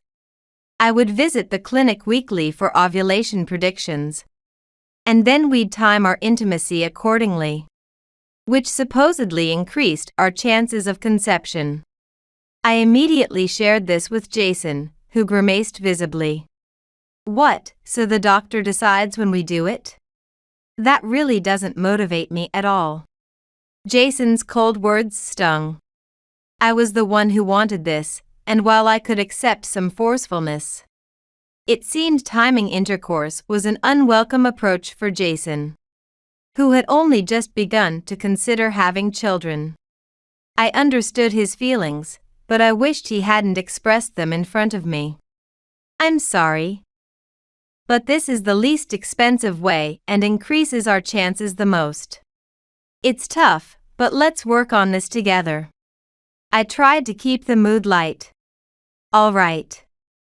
So we can get pregnant quickly with this timing method, huh? Well, it's just for a little while, so fine. His words weren't exactly enthusiastic, but at least he hadn't lost all motivation. And I breathed a sigh of relief. Thus, I managed to persuade Jason, but reality wasn't so kind. I diligently informed Jason of the schedule the doctor gave me. But in practice, we only managed intimacy once a month. I didn't expect it every week, but once a month wasn't enough to conceive.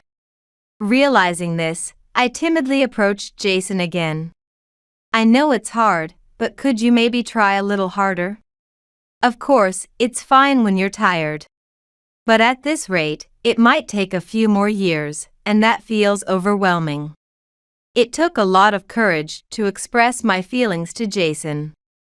But without initiating things myself, I had no choice but to wait for him to be in the mood. Jason, just back from work, listened to my plea and scratched the back of his head, looking annoyed. What? Why should I be told what to do? This was your idea to begin with. Plus, I'm tired from working every day. It's not like you, staying at home and having an easy job. Don't order me around when you don't even earn much.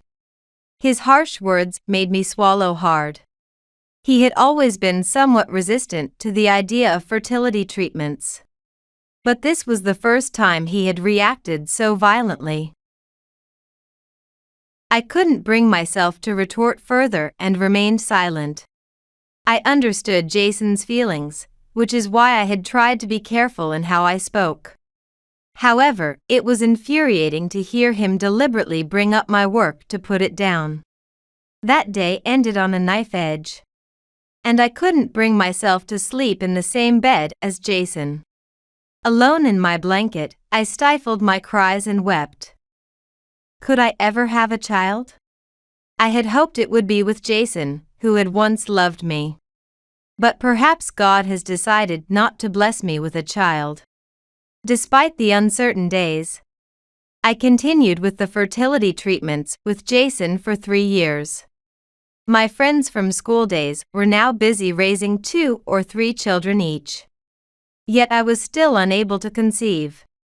My heart was worn thin, and I had resolved that if it didn't work out the next time, I would give up. A month later, miraculously, I became pregnant. When the doctor confirmed my pregnancy at the hospital, I was so happy I almost jumped for joy. The doctor, knowing I had been coming for 3 years, rejoiced with me, saying, "Congratulations." That day, I rushed to tell Jason the moment he returned from work. "Jason, we did it. We're having a baby." I conveyed my gratitude to Jason, who had cooperated all this time, with a voice full of emotion. However, Jason merely muttered indifferently, "Ah, that's good," as if it concerned someone else. I thought he might at least share the joy since we had worked on this together. But perhaps he was just tired from work today, so I forced myself to be satisfied. Now that I was pregnant, I began to live carefully, avoiding alcohol and raw foods. However, Jason did not seem to care about my condition, and increasingly drank alcohol openly in front of me. Sorry. You can't drink, right? Realizing he was deliberately drinking in front of me knowing I couldn't, honestly made me angry. And as I reached 3 months of pregnancy, I began to suffer from morning sickness and spent more days bedridden. I left work to my assistant staff and decided to rest for a while. Sleeping again? You have such an easy job, yet you're such a lazy wife. Just a burden. Jason would throw these cold words at me as he left for work, while I struggled with morning sickness. I had no energy to resist, always feeling drained in bed. Seeing Jason say whatever he liked without showing any concern for my suffering made me very sad. After all, he calls me a burden, but I pay for the groceries too. We split the living expenses evenly, so I'm paying for my own share. Therefore, the fact that I'm not eating as much should technically save on food costs. There's no point in cursively trying to insult someone with baseless words. Despite being dismayed by Jason's attitude, I had intended to continue the marriage. I thought it wasn't right to force a life without a father on my child, due to my circumstances. Plus, there was a slim hope that Jason might change his attitude once the child was born.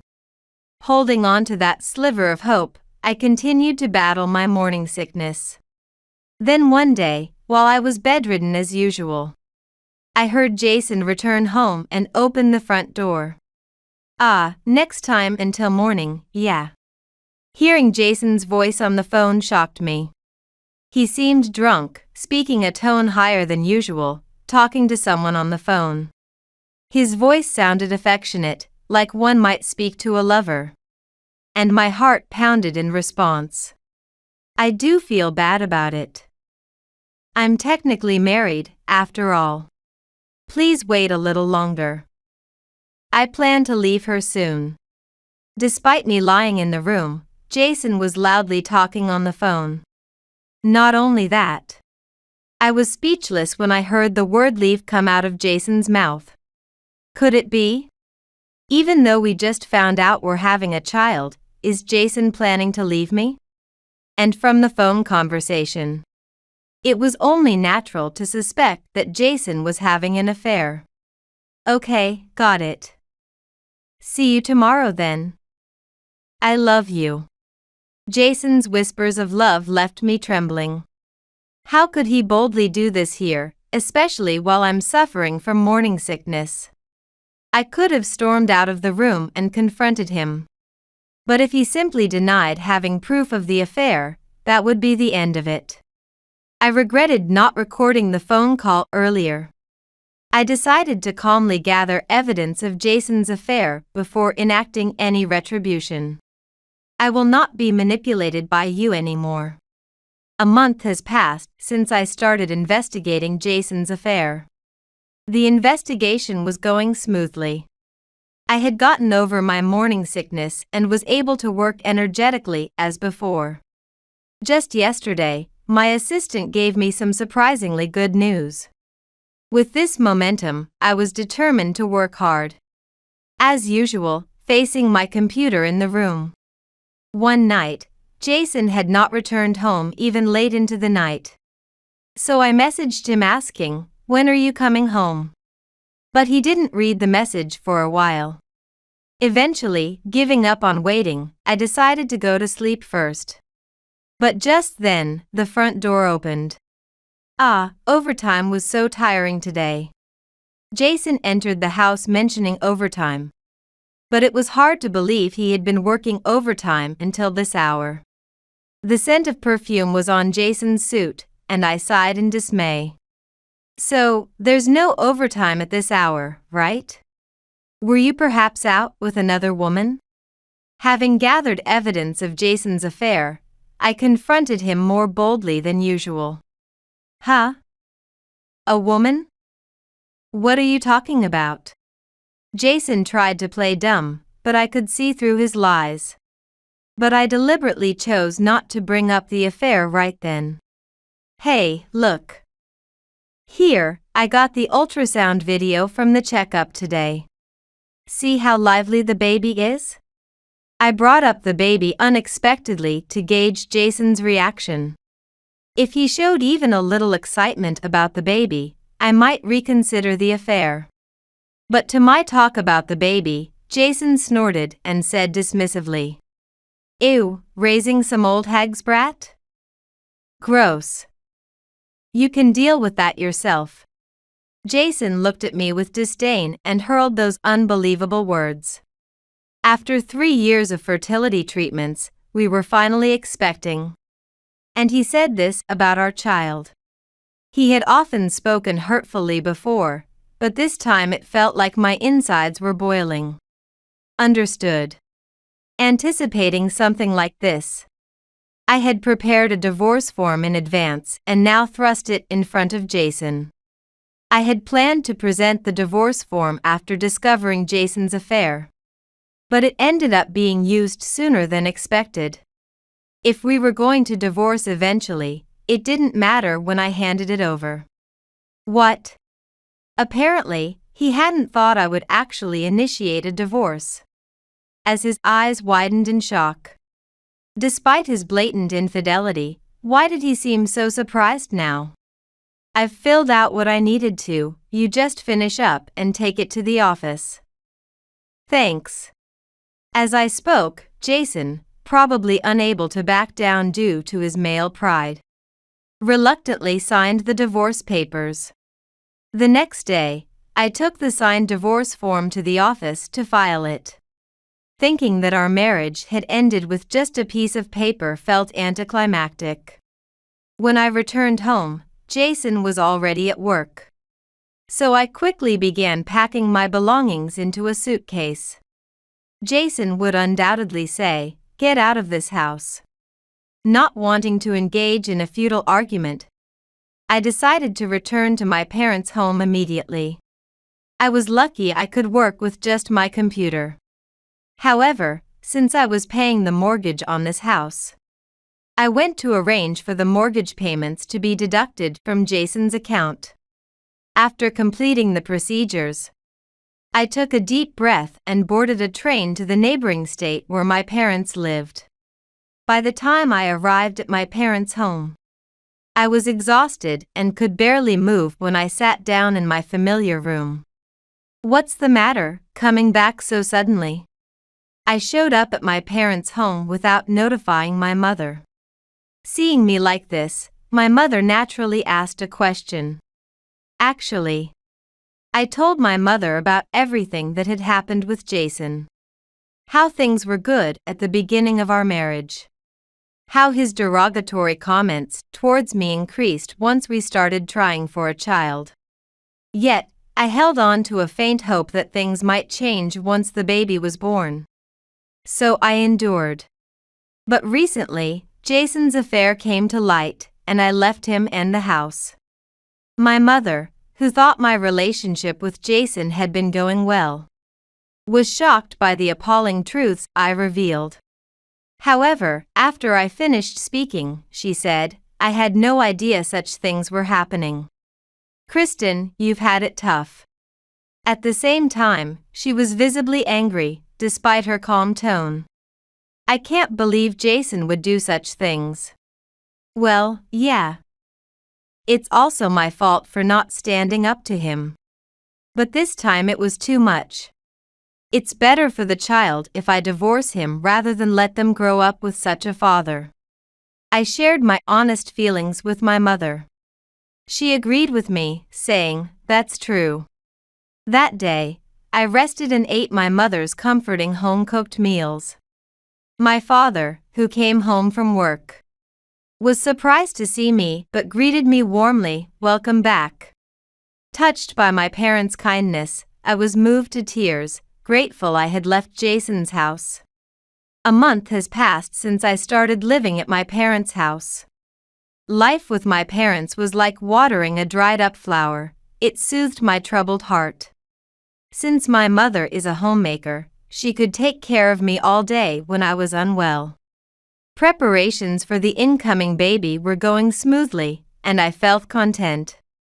Work was also going well, thankfully. The sales of my cosmetics were consistently increasing. Although my assistant staff worked at the office, they sometimes visited my parents' house to discuss future strategies. Without Jason, unnecessary worries decreased, and I felt healthier both mentally and physically. I hope to continue riding this positive wave in both my work and personal life into my maternity leave. That's when it happened. While I was working in my room as usual, my smartphone rang.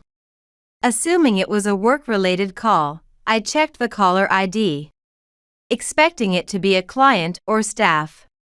But, unbelievably, the screen displayed Jason. Why is he calling me now? Is he going to say something nasty again?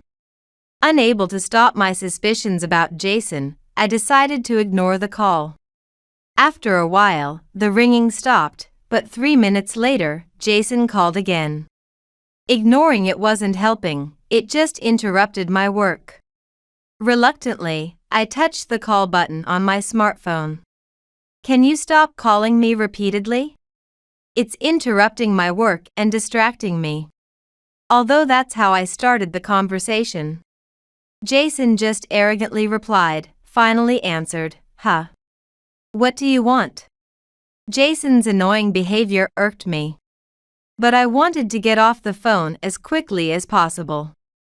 I asked him rapidly, "Kristen, what's going on with the house mortgage?" Jason's voice echoed through the phone in a near frenzy. If he called after such a long time just to talk about the mortgage, I could explain and end this quickly. Since you and your affair partner are living in that house, it's only natural you pay the mortgage, right? Didn't you know I had been paying it? It's not that expensive, and you two can handle it if you combine your earnings. While married, I couldn't speak strongly to Jason. I was grateful that he took me in my late 30s. But now it's different. The snide remarks and his attitude during our fertility treatments still haunt me. Now that we're divorced, I can stand up to Jason. What? Wait, I can't pay the mortgage with my factory job. Well, then have your girlfriend pay for it. That's, Jason's voice faltered. As I listened, wondering what was going on, Jason blurted out a shocking truth. Emma changed completely the moment we got remarried. Plus, she was seeing another guy, and had accumulated a massive debt from loan sharks because of it. Then she ran off after making me her guarantor for her debts. From the start, I was just a decoy to saddle me with her debts, while she was involved with another man. Damn it. I could hear the sound of him stomping in frustration, his anger palpable through the phone. Emma was presumably the woman Jason had an affair with. They had remarried after he and I divorced. And now she had tricked him into a one-sided debt, and he was now turning to me for help. Loan sharks meant exorbitant interest rates and severe collections. Although I thought Jason was foolish, I didn't feel the slightest pity for him. I've realized something. You're the only one for me. You're the only one who truly loved me, cooked for me, and took care of me. So, please, I'm begging you, marry me again. You're earning well with your job, right? I was wrong to belittle you for it. I won't say terrible things anymore. Wouldn't you and the baby be happier if you married me? At first, I thought he was merely begging to remarry me, but when he said, "You'd be happier if you married me," from a position of superiority, I felt indescribable irritation. Who would be happy marrying you? I retorted with a trembling voice, and Jason responded cluelessly, "Huh? So, it's you and the baby in your belly. Having a father around is better, right?" Besides, no matter how much you earn, you can't raise a child without me, can you? Despite pleading for us to remarry. I thought this man's inability to shed his pride was utterly foolish. If it's about money, unfortunately, you needn't worry. Actually, a beauty influencer joined the online beauty salon I run. They're very popular on social media, and the products they promote sell out in a day. Thanks to that, my customer base has probably tripled from when I lived with you. Every day, new members sign up, which I'm truly grateful for. Also, the cosmetics brand I launched is selling like crazy. Influencer? Online salon? I could imagine Jason tilting his head at these unfamiliar terms. I had told him about the online salon before but hadn't gone into detail. So it was natural that he didn't know. Yes. It's different from being a salaried worker. So you might not be able to imagine it. Just because I stay at home doesn't mean my job is easy. So, I can raise this child without your help. Oh, and about you having an affair, I could even claim compensation for the damage I got. I had a detective gather lots of evidence. So please give up. And I'll be expecting the child support monthly. As I said this in a deliberately cheerful voice, Jason seemed confused as if to say, "What are you talking about?" and repeated, "Compensation. Child support? Oh, surely you know about compensation and child support, right?" Yeah, I know.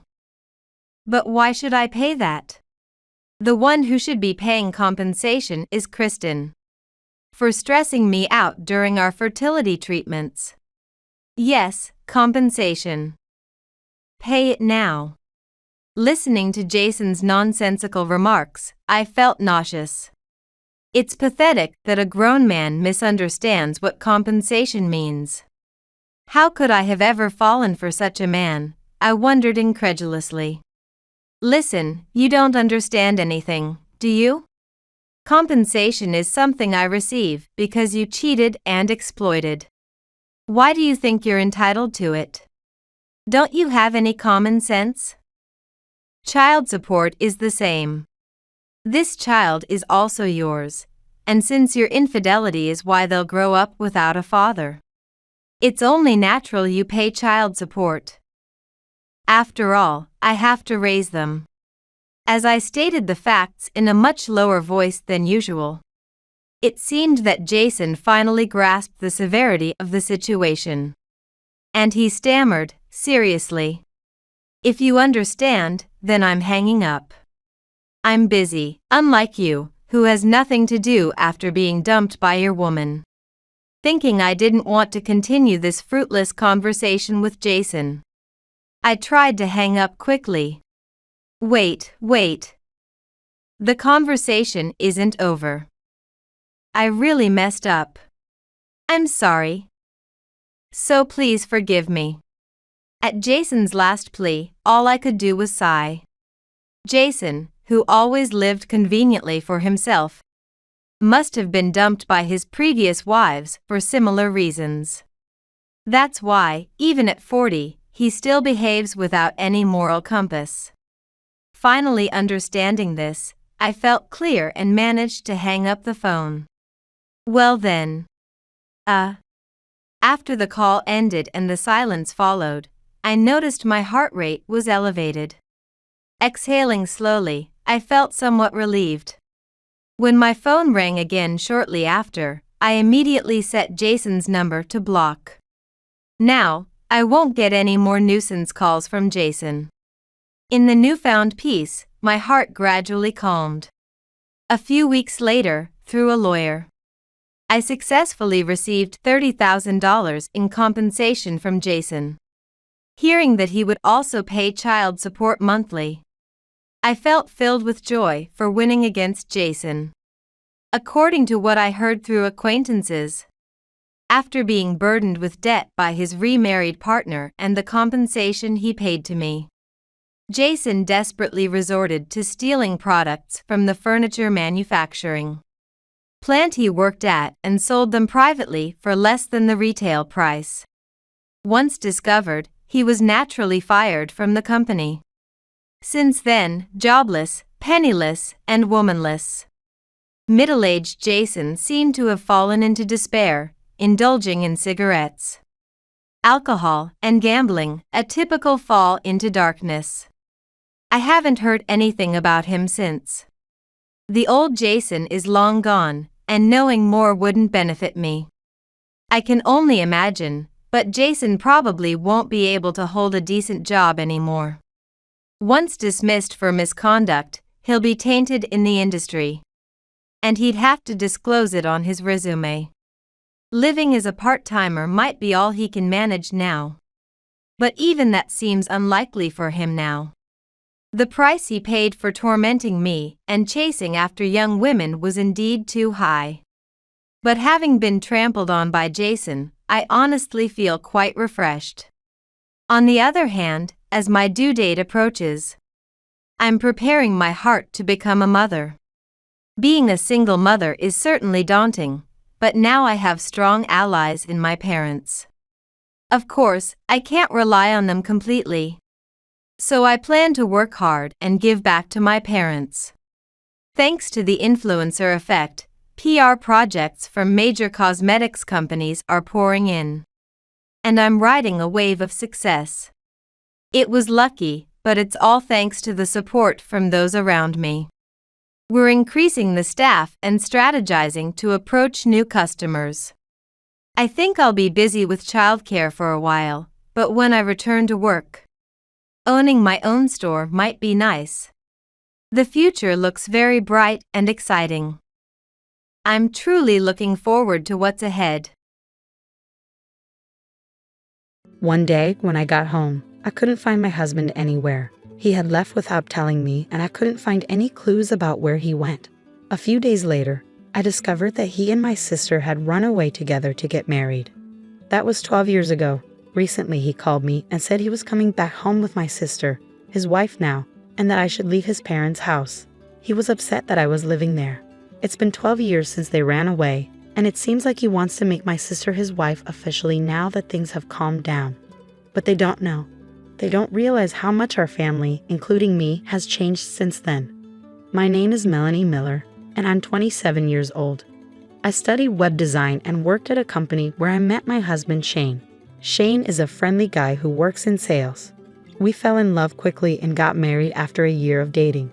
After we got married, we moved in with his parents. I quit my job at the company and started working as a freelance web designer from home. I wanted to take care of our home and support my husband's lifestyle. At first, it was hard for me to find a steady job, so my income wasn't always reliable. But now things had changed. I was able to find work easily and make a steady income. I could work at my own pace and prioritize my family. I cherished the time I spent with my husband and his family in the mornings, evenings, and before bed. Life felt really good. But I started to notice a change in my husband's behavior. It began when I started making twice as much money as I did at my previous job just 2 months earlier. I was thrilled to have reached and exceeded my old salary. I couldn't wait to tell my husband when he got home from work. Shane, guess what? Last month, I made twice as much as I used to at my whole job. What? Seriously? Your old job paid pretty well, didn't it? Yeah, but I've been wanting more. I finally did it. Yeah, sure, that's great. You want me to throw you a party? My husband's response was unexpectedly sarcastic and negative. I couldn't understand why he was acting that way, so I asked, Shane, are you upset with me about something? Did I do something wrong? I thought you'd be happy for me. Why should I be happy? My salary didn't increase. Well, yes, but can't you just be happy for me, your wife? Really? I'm not like you. I'm just not naturally happy. Shane. After that argument, my husband started to withdraw more and more each day. Our talks became less frequent until I was the only one saying good morning and good night. Even though we had only been married for a year, it felt like we were far from happy. My in-laws, who we lived with, could sense the tension but never said anything. 2 months passed and nothing changed. We ate together in silence, and he always controlled the TV. When I was watching something, he would eat all the food I bought without asking. Whenever I tried to talk to him about it, he would argue, so I stopped bringing it up. One day, while I was cleaning the house, my mother-in-law approached me looking concerned. "Melanie, how are you feeling? Are you alright?" "What do you mean, am I alright?" "Well, when you and Shane first got married, you used to go out and have a good time together. But lately, it seems like you don't do that much anymore, and you hardly talk." "Yeah, but we've only been married for a year," I replied, trying to brush off her concern. I forced a smile to reassure her, but she could tell it wasn't genuine. She looked at me seriously. "If you don't want to talk about it, that's okay, but I worry about you. Lately, it seems like you've been feeling down." "Well, I'm not pretending to be okay. Your father has noticed it too. We're just concerned that you might be overwhelming yourself." "Oh, Mom." I couldn't deny that my husband's discomfort with my higher income might have been partly my fault. But at the same time, I felt alone in my achievement. When my mother finally acknowledged the pain I was feeling, it brought tears to my eyes. So I decided to open up to her completely. After hearing everything I had to say, she started to comfort me and said, "I'm so sorry. He's just not mature enough to be genuinely happy for your success. No, it's my fault. I was selfish to expect him to be genuinely happy for me. But you shouldn't have to deal with this alone in a marriage, Melanie. Keeping your feelings bottled up will only make things worse." "I don't think it could get any worse." "Alright, so you and Shane really need to have a serious conversation about this. Can you do that?" "Yes, I can." "Thank you for confiding in me, honey." She smiled warmly at me. "Of course." Then she gave me a comforting pat on the head. My in-laws love me like their own daughter. They've been my support. Taking my mother-in-law's advice to heart, I decided to have a serious talk with my husband. That night, I stayed up late, waiting for him to come home. But as the hours passed, there was no sign of him. He usually got home by 10 at the latest, but it was already past 11, and he still hadn't returned. "Why are you taking so long?" I texted him, but he didn't respond. I started to worry that something might be wrong. I tried calling him, but he didn't pick up, and the phone just kept ringing. So I waited anxiously. Finally, around midnight, he walked in. "I've been trying to reach you," I began, but he just sighed loudly and looked annoyed. "What's going on? Why are you still up?" "Well, I wanted to talk to you about something important today." "About what?" he replied, sounding annoyed. "I think our issues started because of my new salary, right? I should have maybe kept that to myself. I know it might have hurt your pride." As soon as I said that, I felt a shiver down my spine. He was standing there, looking cold and distant. I was scared stiff. He responded with anger. "There's nothing to talk about, and it's pathetic that you're waiting up for me. I'm just trying to make things better between us, Shane. That's the problem. I obviously made a mistake in choosing the right partner." "No, I'm exhausted from working overtime. You don't have any right to speak, considering you just stay home all day." My husband stormed past me and headed upstairs to our room. I couldn't bring myself to move until I was sure he was upstairs. Why was he talking to me like that? All I wanted was a normal married life. My mother-in-law had encouraged me to talk to him, but it didn't solve anything. After his attitude, I didn't want to push for another conversation. It felt like he completely ignored me as a person, and it left me feeling bitter. 2 more months passed and still we didn't talk. The days seemed endless, slipping by in a blur. Then, one day, I came home to find my husband gone. I went into his room and something felt off. "Huh? Shane's room is never this tidy."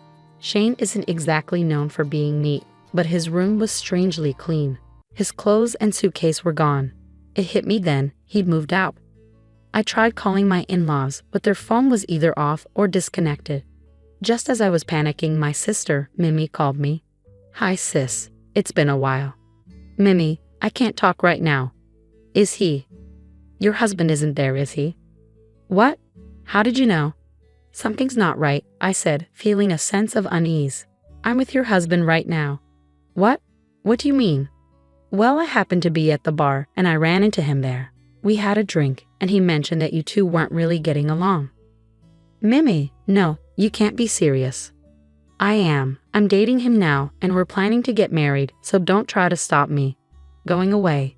That's ridiculous. Bring Shane back home right now." I'm sorry I can't. I've actually had feelings for him for a while now. And he's tall and handsome. I'm taking him." Then she hung up. I tried calling her back many times, but she never answered. Instead, she sent me pictures. There were dozens of photos of them together, going on dates, smiling. It was really hard for me to see. A few days later, I received the completed divorce papers signed by Shane. When I called his workplace, they told me he had already quit. I knew I couldn't deal with this on my own anymore. I decided to tell my parents and in-laws about what was happening and ask for their support. So Shane and Mimi are together now. He left his job and wants me to sign the divorce papers, I explained. There was a stunned silence. Then my father-in-law spoke up after a moment. "Melanie, I'm truly sorry for our son's foolishness. You don't have to forgive us, and you don't owe us anything." "Oh, Father, I can't forgive your sister either. You're like a daughter to me." "I can't forgive them for hurting my precious daughter," everyone echoed his sentiment. In that moment, our feelings towards Shane and Mimi changed completely. My in-laws were already considering moving to a new house, and after this they said, "We want nothing to do with our son anymore." And they moved without telling him. My parents also decided to cut ties with my sister. If she ever comes back, we'll act like we don't know her. Someone who would betray their own sister like that isn't our daughter, they said. So I decided to go back home to my parents. I asked for alimony from Shane as part of the divorce agreement. He replied, "You'll get it when I get my divorce." Eventually, I received several million yen in alimony along with a message, "Divorce me." Once the divorce was finalized, I cut all ties with Shane and Mimi. It's been 12 years since then, and a lot has changed. My in-laws demolished the house we lived in and sold the land. I've become more successful as a web designer, and my income has grown significantly. Thanks to this, I can travel often with my parents and live a fulfilling life. Today, while I was working, I got a call. Without checking the caller ID, I answered, thinking it was a client. But instantly, it brought back unpleasant memories. "It's been a while, Melanie. How have you been?" Shane's voice echoed. "I knew you recognized your ex-husband's voice," he chuckled. "He's still spouting nonsense like before. What do you want? After 12 years, now you want to talk?" I could hear him chuckle. "No, you're in my house. Leave within the next 10 minutes. "What? What are you talking about? We're facing some financial trouble anyway. I'm heading there now. I'm bringing my wife home to our house. You need to leave my parents' house now." It seems he still believes I'm living with his parents. He thinks that after 12 years, things have settled down and they'll finally be accepted. In the background, I hear my sister saying, "That's right, get out of there." But they really have no idea. Do they really think that just because it's been 12 years, everything is forgiven? The world isn't that forgiving, and I won't make it easy for them. But I took a deep breath and replied, "If you want to go home, go ahead. But I'm not at your parents' house anymore." "Oh really? Did my dad kick you out?" "How clueless can you be? Your parents' house is gone, Shane." "Huh? What do you mean it's gone?" Shane's voice started shaking with anxiety. At that moment, he arrived where the house used to stand. He screamed, "What the hell?" And I could hear the pain in his voice. I continued, "As soon as you ran away, we cut ties with both of you. Your parents moved out, and my parents completely disowned the woman you're with. There's nowhere for you to come back to." "Are you serious? How is this even possible?" "Believe it or not, it's up to you, but neither your parents nor mine consider you family anymore. You've proven you're not worthy since you both destroy people's lives." That's awful. But who's to blame for ruining your family? Don't ever call me again. I won't let you ruin my life any more than you already have." With that, I hung up and blocked their number. This time, I cut the last tie. After their failed attempt to go to his parents' house, they tried to come to mine, but my parents have already disowned her. My sister was crying loudly, but my parents just asked, "Who are you?" and ignored them at the gate. Then they both got down on their knees, begging, "Please forgive us. We have nowhere to go, please." Shane was pleading too, "I'm begging you, my parents' house is gone. We have nowhere to go." "Shut up, we don't care. You're not family anymore," my parents said as they sprinkled salt on the front door. "No, please wait, no please, I'm begging you," my father-in-law pleaded. "You don't get to call me that. Get out of here." They were so persistent that my father ended up sprinkling salt on them. And my mother called the cops for trespassing. They haven't been seen since. Last I heard, they were jobless, homeless, and asking their friends for money. But word got around about them, and no one was willing to help. And even if they returned to their hometown, they'd face the same fate. But they brought it on themselves. They made their bed, and now they have to lie in it. My parents and I will never see them again, and they'll spend the rest of their lives regretting their choices.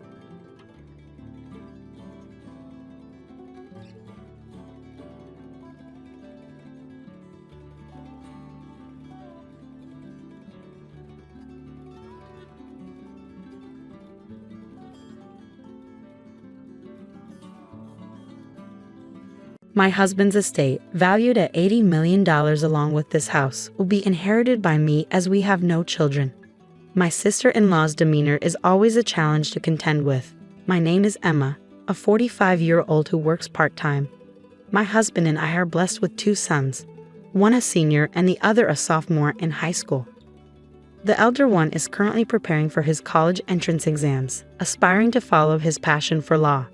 His ambition was ignited at a tender age, likely influenced by my brother Oliver, who is a seasoned lawyer. A few years back, Oliver established his own law firm, which my eldest son admires greatly. From his early years, my son demonstrated a knack for academic excellence, a trait that Oliver wholeheartedly encouraged upon learning of his nephew's aspirations. Whenever they meet, my son reaffirms his goal to emulate his uncle's legal career, to which Oliver responds with a warm chuckle, urging him to swiftly pursue his dreams and walk in his footsteps. When my brother, who was married but childless, came to visit, he delighted in playing with my sons and showering them with affection. His wife, a woman a decade his junior, kept her distance from our family, rarely gracing our home with her presence. As a result, our interactions with her were few and far between. My brother and I endured the loss of our parents at a young age, leading him to step into a parental role when I was on the brink of marriage. Soon after my wedding, he followed suit and tied the knot himself. My husband and I felt reassured when we learned of my brother's intention to marry a younger woman. However, upon meeting his fiancée, I was taken aback by her perpetually sullen demeanor. We had anticipated joyous exchanges, considering she was about to marry into our family, yet her expression remained persistently glum as she regarded us. In the presence of my brother and his fiancée, I offered a superficial compliment, saying, "You two make a great pair." Yet my true sentiments emerge only in the quiet moments at home with my husband. I couldn't shake off the curiosity about why she seemed so discontented. As their marriage was sealed, my husband echoed my concerns, remarking with a hint of worry, "She didn't seem particularly joyful as a bride. It's a bit concerning, isn't it?" Shortly before their wedding, my brother tied the knot with his 10 years younger fiancée. To celebrate my husband, our children, and I paid them a visit at their newly acquired house. The grandeur of the place left me in awe, a testament to my brother's success as a law firm owner. However, the absence of my sister-in-law raised eyebrows. In jest, my husband quipped to my brother, "Has your wife already abandoned ship?" Though meant in good humor, the tension in my brother's reaction left us both uneasy. According to him, whenever there's trouble, his wife retreats to her parents' home. Today, she stayed over to celebrate her mother's birthday. My husband's expression drooped, perhaps regretting his attempt at humor. Then, out of the blue, my brother posed a serious question with a poker face.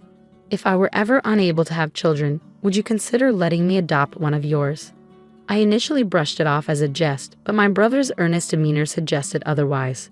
Stunned by the unexpected proposal, I found myself unable to respond, while my husband, with a chuckle, replied, "Who knows what the future holds? Let's cross that bridge when we come to it. If you're serious, and if our children are comfortable with it, we can discuss it then." Though my husband seemed to take it lightly, I couldn't shake off the underlying concerns about both the adoption suggestion and the strained relationship between my brother and his wife. It wasn't my place to interfere in their marital issues, but I couldn't help but worry. Subsequently, whether it was our visits to my brother's home or his visits to ours, he always came alone. His wife was conspicuously absent, further fueling my apprehensions. My brother never brought up his wife, so I refrained from prying into their relationship. After over a decade of marriage, her presence faded into obscurity in my mind. This year, as my eldest son's acceptance into his dream law school was celebrated at our house, my brother broached the topic of adoption once again.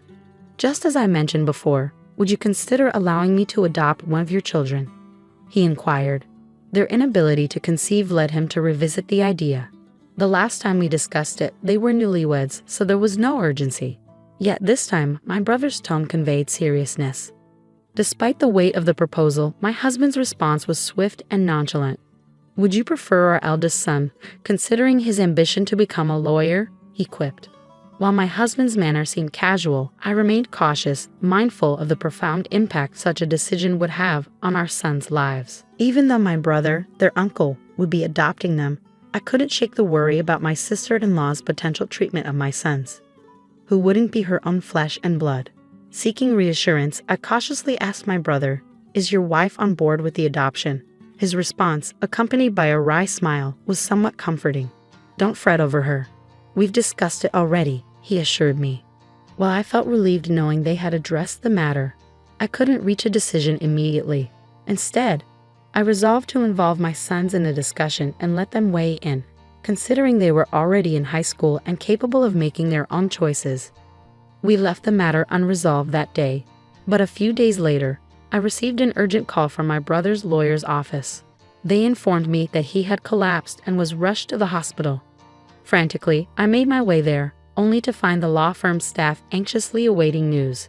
It appeared my brother had suffered a stroke at work and was now unconscious. Once I arrived, the law firm staff departed, leaving me to confront the worrying situation alone.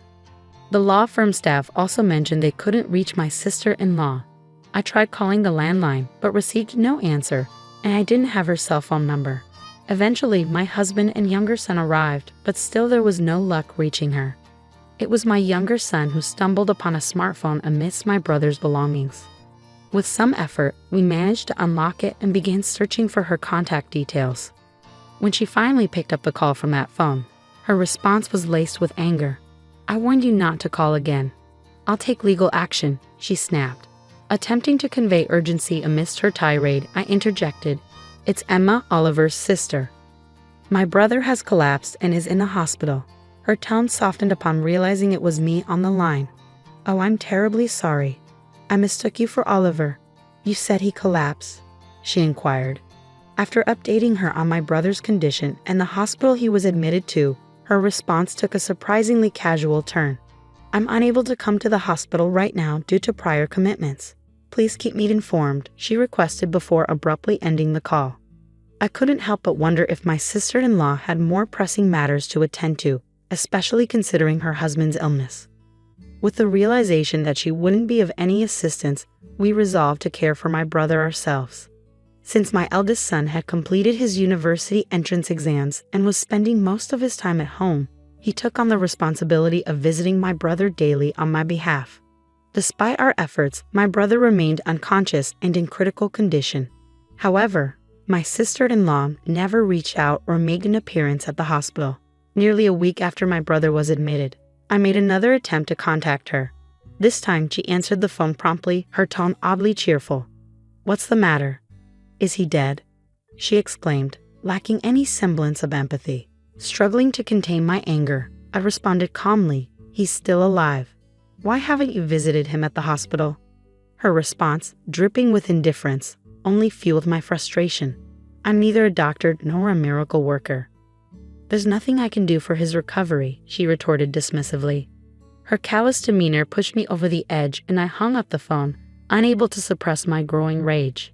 Suspicions began to brew within me regarding my brother's motives for wanting to adopt one of my sons. It dawned on me that perhaps he had resigned himself to the idea of not having children with his wife, indicating possible discord in their marriage. Curiosity led me to inquire about how they met after their marriage was finalized, to which my brother revealed they had been introduced through a marriage counseling agency. The revelation stirred a mix of emotions within me, especially the notion that my sister-in-law may have married my brother solely for the security of his profession as a lawyer and the promise of a comfortable life. This thought fueled my indignation further, but when I confided in my husband, his response cut deeper. If Oliver were to pass away in his current state, his wife would inherit the entire estate given their lack of children, he remarked callously. As my brother joined us to celebrate my eldest son's recent achievements and broached the topic of adoption, I couldn't shake the suspicion that perhaps his interest stemmed from considerations of inheritance rather than genuine familial intentions. I wish I could have reached a decision then and there, but the situation left me feeling powerless. After my brother's departure that day, I casually broached the topic with my two sons. To my surprise, my younger son expressed eagerness to be adopted, viewing it as a ticket to an easier life under Oliver's wing. Unlike his older brother, he seemed content to go with the flow, lacking clear aspirations for the future. I had anticipated my eldest son, who admired his brother, to follow suit, but his response caught me off guard. "I don't want to be adopted," he declared firmly. "As the eldest, it's my responsibility to take care of you, Mom, and Dad." His words filled me with pride, yet I couldn't shake the feeling that my eldest son, with his ambition to become a lawyer, was the more suitable candidate for adoption. Although I longed to initiate the adoption process on behalf of my unconscious brother, the circumstances thwarted my efforts. Despite my reluctance to claim any share of my brother's inheritance, I couldn't bear the thought of a single penny falling into the hands of my sister-in-law, who seemed to be eagerly awaiting his demise. I could only hold on to the hope of my brother's recovery, but it never came to fruition. Days later, he passed away, leaving me with the solemn duty of informing my sister-in-law. "My brother has passed away. Can we arrange a funeral?" I conveyed the somber news. To my surprise, her response was oddly cheerful. "You have the final say. Just please don't involve me in any formalities," she replied before abruptly ending the call. Feeling a surge of frustration, I held back my emotions as my husband and I took charge of planning the funeral. With assistance from the law firm's staff, we navigated through the arrangements. While my husband expressed concerns about the firm's future, my brother had already ensured its stability by entrusting its management to a capable individual. Thus, the firm would continue to operate seamlessly as a corporation. At the funeral, the turnout was overwhelming, with countless wreaths brought in to pay respects. The hall overflowed with mourners, a testament to the profound impact my brother had on so many lives. As the funeral unfolded, I found myself once again marveling at the incredible person my brother had been. Alongside me, my son lent a hand in the somber proceedings. However, his mood darkened upon witnessing the notable figures in attendance, presidents of major corporations, politicians, and other dignitaries. "I should have been the one adopted," he lamented bitterly. "I never realized how remarkable he truly was." My husband and I empathized with his sorrow, understanding the weight of his realization. As I fulfilled my role as a pallbearer, no one questioned the absence of my sister-in-law, nor was it brought up in conversation. I couldn't help but wonder if we were the only ones privy to the knowledge of my brother's marriage. They hadn't had a wedding ceremony, instead they simply embarked on a honeymoon. It dawned on me that even our relatives might have been unaware of their marital status. Reflecting on the situation, I couldn't help but harbor regrets. If only they hadn't married, there wouldn't be a need for a wife who failed to show up at her husband's funeral.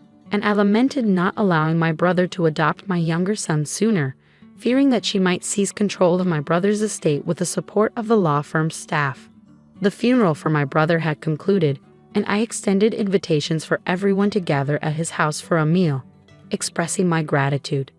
"Thanks to all of you, my brother will be able to rest in peace," I said, my voice laden with sorrow. As we mourned together, my sister-in-law made a sudden appearance, clad in a flashy pink coat, as if timed to coincide with the conclusion of the funeral. Addressing her with a mix of surprise and suspicion, I asked, "Why have you chosen this moment to come?" With a wide grin on her face, she spoke loudly for all to hear. "As my husband's wife, I inherit his estate, valued at $80 million, along with this house. With no children in the picture, everything belongs to me." Her triumphant declaration prompted laughter from my brother's colleagues, leaving us puzzled by their reaction.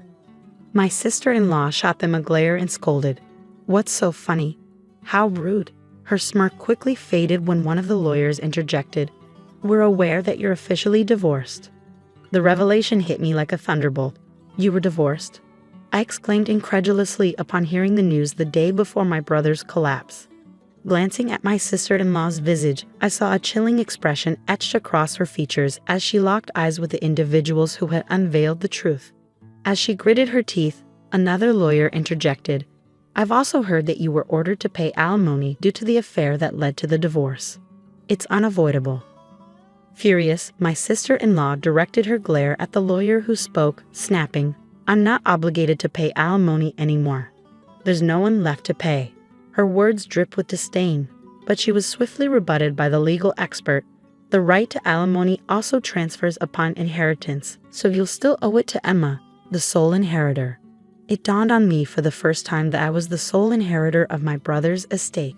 With their divorce finalized and our parents no longer alive, I was left as the last remaining family member. She seemed to grasp the reality of the situation, her expression morphing into one of horror as she locked eyes with me, prompting me to instinctively step back. Yet her demeanor remained defiant as she resumed her tirade. "Don't I deserve half of the estate now that the divorce is settled?" A lawyer, looking dismayed, interjected, "Didn't Oliver provide you with funds upon the finalization of the divorce?" "I have the receipt certificate." Another lawyer chimed in, "He also acquired a house prior to the marriage, so it isn't subject to property division." I found a sense of satisfaction in witnessing her being lectured by the lawyers. Despite her protestations, she appeared to recall something and chuckled lightly as she continued, "There's still the life insurance. I should be the beneficiary." Her resilience impressed me, navigating through a hostile environment where everyone seemed to be against her. Then, with a smirk, she added, "I changed the beneficiary of Oliver's life insurance to myself." However, the lawyer promptly refuted her claim regarding the life insurance, stating, "Oliver was a resolute individual, so it's likely he made the change upon finalizing the divorce." As I sifted through my brother's belongings, I stumbled upon the life insurance policy, but my sister-in-law caught sight of it. Swiftly, she snatched the document from my grasp, her impatience evident as she scrutinized the beneficiary. However, her demeanor shifted to one of disappointment as she handed the certificate back to me, her shoulders slumping in defeat. It was then that I noticed the beneficiary was me. Realizing her efforts were futile, my sister-in-law blurted out her true sentiments without filter. "I married a lawyer because I thought he was wealthy. But all I got was a pittance, and now I have to pay alimony.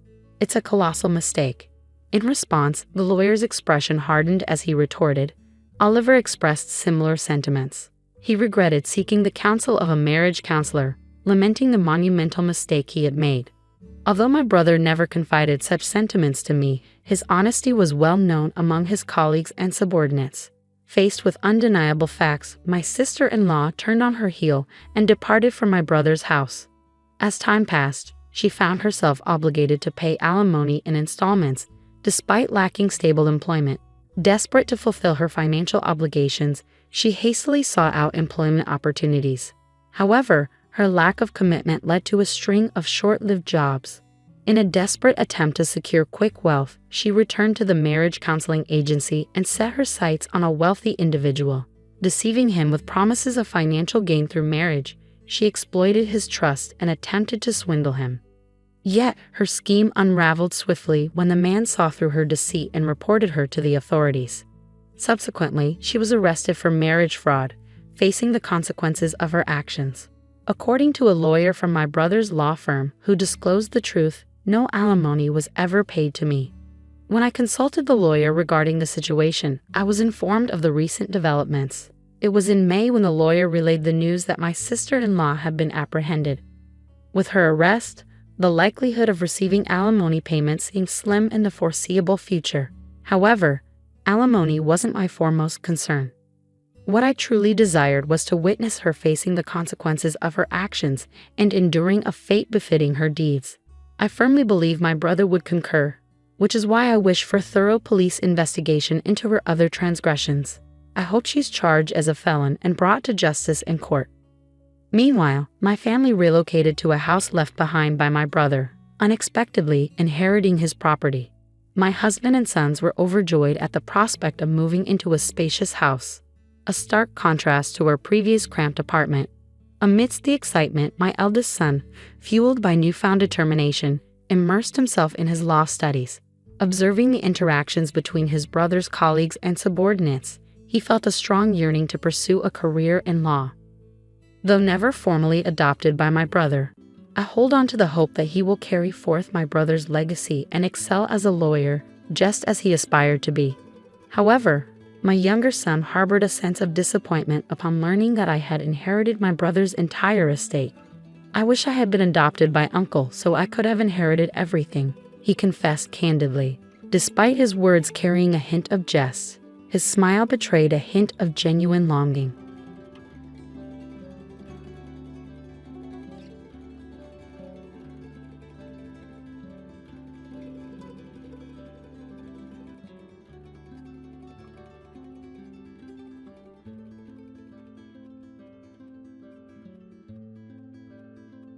I find myself in a predicament, entangled in a web of familial expectations and financial disputes within my marriage. The notion of inheriting my rightful share seems to be slipping away, overshadowed by the relentless pursuit of wealth by my husband and mother-in-law. In the realm of matrimony, one would assume that an inheritance is a natural entitlement. Yet in my case, it appears to be an elusive right, as both my husband and mother-in-law exhibit an unwavering fixation on money. Their covetous tendencies extend beyond mere possession, venturing into the audacious territory of claiming my late father's hard-earned legacy as their own. The audacity of surrendering my father's amassed wealth to these individuals is inconceivable. Unforgivable, in fact.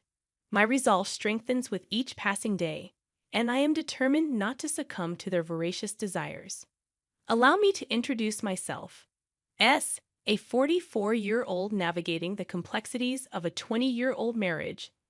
Amidst the delicate balancing act of household responsibilities and a demanding job, my husband John, aged 46, toils away at a supermarket near the station.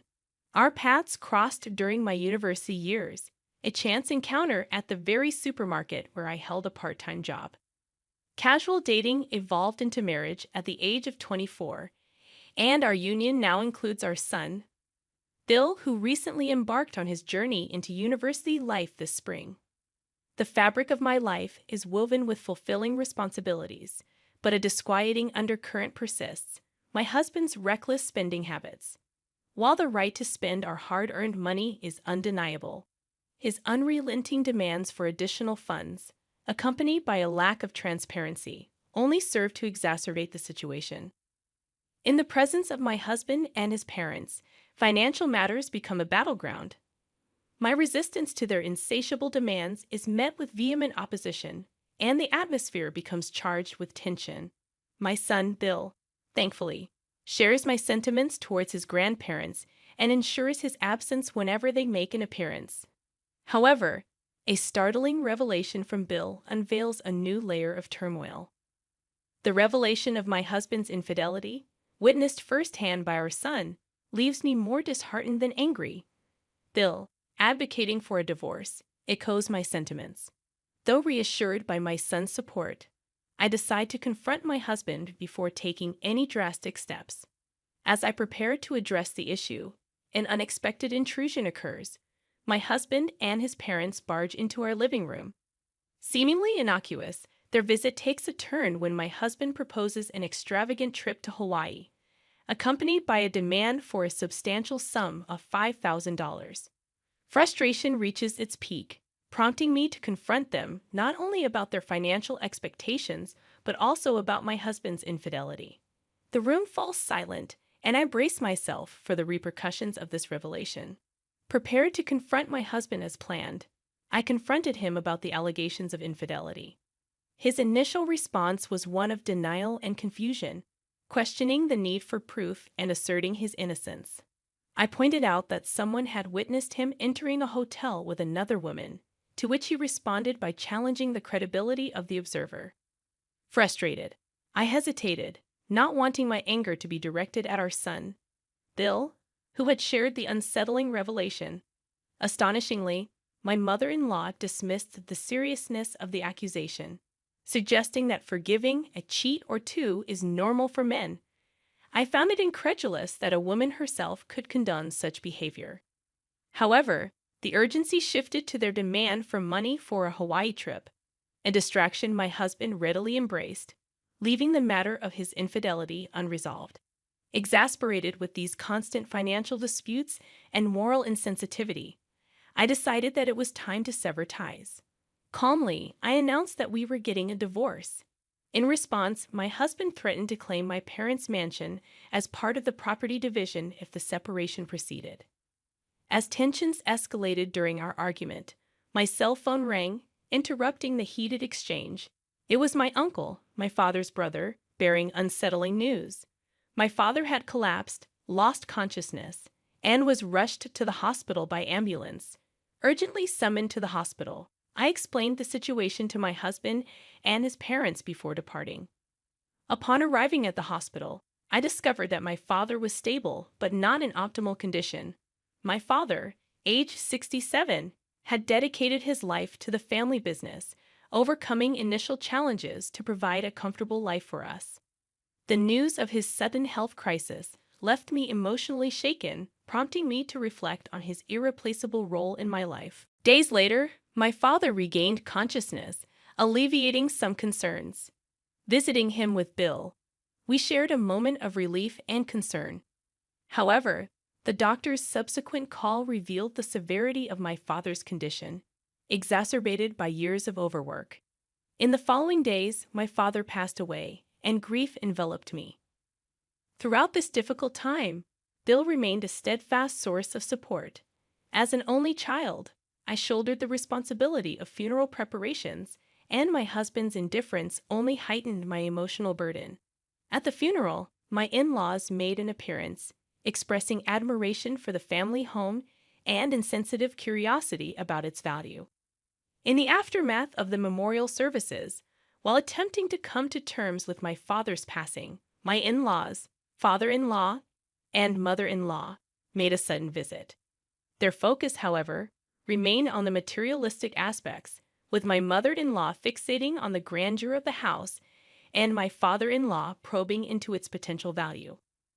Their departure, seemingly content with their financial inquiries, left me speechless.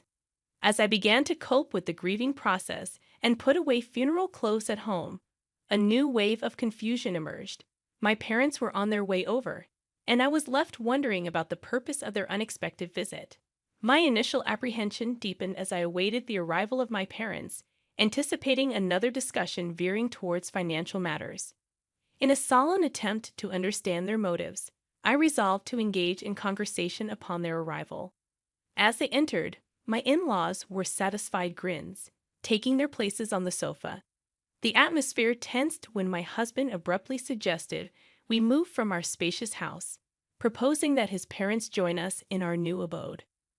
Baffled by this sudden proposition, I reiterated my intention to proceed with the divorce, a decision fueled by my commitment to address my late father's affairs. However, my husband, dismissing the notion of infidelity and divorce, casually declared his intent to share everything between spouses. This included the inheritance, a claim he justified as his right as a husband. Their audacious assumption that all the inheritance belonged to them infuriated me, and their whimsical discussions about room preferences in a new mansion only fueled my frustration. Determined to thwart their plans and protect the legacy my father had worked hard to build, I vowed never to let them have their way. The audacity of my husband and his parents, treating my father's house and wealth as if it were rightfully theirs, had pushed my patience beyond its limits.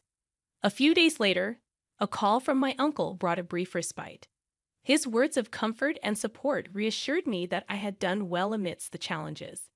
However, the conversation took an unexpected turn when my uncle expressed a pressing need to meet and share crucial information. Intrigued and apprehensive, I agreed to meet him that night. As my uncle disclosed shocking revelations about my husband and in-laws, I found myself grappling with the gravity of the situation. Determined to seek guidance, I confided in my uncle, sharing the preposterous demands and claims made by my husband and in-laws. My uncle, furious at their audacity, assured me that he would handle the situation.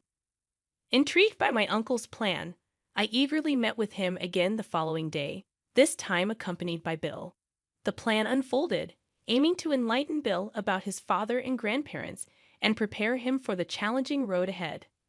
Braced for the confrontation, I summoned my in-laws to our house, bringing together the 6 of us, my husband, Bill, and the 3 of them. The discussion centered around the prospect of all 6 of us living in my family home. The proposal caught them off guard, and after confirming their seriousness, my mother-in-law enthusiastically endorsed the idea, expressing eagerness to live in what she deemed a dreamlike mansion. The elation, however, was short-lived. Reality struck when my father-in-law reminded us of the cancellation fee for their previously planned trip, insisting on reimbursement. Appalled by their audacious demands, I realized the depth of their selfishness. Unfazed, my mother-in-law reassured us that they would recoup the money soon enough, dismissing the urgency of the situation. Accustomed to my husband and in-law's relentless pursuit of money, I had grown somewhat immune to their schemes. However, Bill, unaccustomed to their blatant money-grabbing tendencies, appeared visibly upset and angered by their audacity. In an attempt to soothe him, I gently patted Bill's shoulder, assuring him that we would handle the situation. As the conversation revolved around their proposed move into my family home, I decided to play along, knowing well that their assumptions were far from reality. John, my husband, questioned the logistics of the move, displaying an unusual sharpness in his tone. Attempting to deflect the tension, I explained that Bill and I would go ahead to prepare the house, emphasizing that it was a considerable task requiring early action. However, John's skepticism lingered, and he questioned Bill's ability to handle household tasks, especially since he was still a student. I managed to navigate the conversation by suggesting that Bill could manage his responsibilities, though John continued to resist over trivial matters. Despite his resistance, my mother-in-law remained in good spirits, seemingly oblivious to the underlying tension. The conversation inadvertently shifted towards the size of the mansion and the number of rooms, with my mother-in-law expressing excitement. Seizing the opportunity, I assured them that they could choose their rooms first and even proposed a gradual process of tidying up, considering my work schedule. My calculated responses allowed me to temporarily deflect their expectations, leaving them satisfied with their perceived victory. In my mind, I harbored a plan to undermine their assumptions and bring them down from their lofty expectations. The moving day was set a month later, and I eagerly anticipated the final showdown. On the decisive day, my husband and in-laws arrived with a moving truck, expecting to take possession of what they believed to be their new home. Bill and I awaited them in front of the entrance. Ignoring my husband's attempt at humor, I observed the sparkles of excitement in my in-laws' eyes. Little did they know that the impending revelation would shatter their illusions. As my husband made light of the situation, the gate opened, and my uncle, my father's brother, emerged from the house. Silent and imposing, my uncle confronted them, leaving my husband and in-laws puzzled. It became evident that my husband barely remembered my uncle from the funeral. Setting the record straight, my uncle asserted his ownership of the house and clarified the inheritance distribution. The shock on my husband and in-laws' faces grew as they realized the gravity of their misconceptions. Despite my uncle's assertive explanation, my husband remained calm, seemingly attempting to move past the confrontation. In a sudden turn of events, Bill intervened, accusing his father of infidelity. The revelation left my husband shocked and exposed, unable to hide from the truth his son had uncovered. Observing my father entering a hotel with another woman confirmed my suspicions of his infidelity. However, when confronted, he adamantly denied the accusations, refusing to admit to his transgressions. In response, Bill, my son, urged his father to leave our lives, emphasizing the impact of his actions on our family. Despite this plea, my in-laws remained fixated on financial gains, insisting on a proper property division if a divorce were to proceed. My in-laws boldly declared that they had relinquished their apartment and quit their jobs to partake in a life of leisure in the assumed family mansion. Their presumptuous demands left me astounded, especially when they revealed that both my husband and father-in-law had quit their jobs. I questioned their rationale, bewildered by their abrupt decisions and the apparent reliance on my father's inheritance. In response to their audacious claims, I asserted my rightful inheritance as my father's child, anticipating a substantial property division. To my relief, my uncle, a lawyer, intervened to handle the legal proceedings. He exposed my husband's infidelity, supported by evidence gathered during a month-long investigation. The revelation left my husband and in-laws stunned, and they finally began to comprehend the severity of the situation. With my uncle's guidance, I firmly informed them to handle all matters through legal channels and requested they never show their faces to me again. Despite a momentary glare from my husband, they left, and I expressed my gratitude to my uncle for his invaluable support. Following the legal proceedings, Bill and I moved into the family home, fulfilling my father's and grandfather's wishes. Grateful for the opportunity to live in a house filled with memories, I thanked my uncle for the life-changing experience. Bill, having learned from his uncle's guidance, dedicated himself to his studies, aspiring to become a successful lawyer. My ex-husband and his parents found themselves in a challenging situation, residing in an old apartment and struggling to secure new employment. The consequences of their actions began to unravel as my ex-husband reached out for financial assistance. However, having severed all ties, I refused to lend him money, enforcing the newfound estrangement. In the aftermath, my ex-husband's life took an unexpected turn. He resorted to part-time and day jobs, attempting to navigate the consequences of his choices. Their elaborate plan to borrow money for a non-existent luxury trip further exposed the depths of their deception.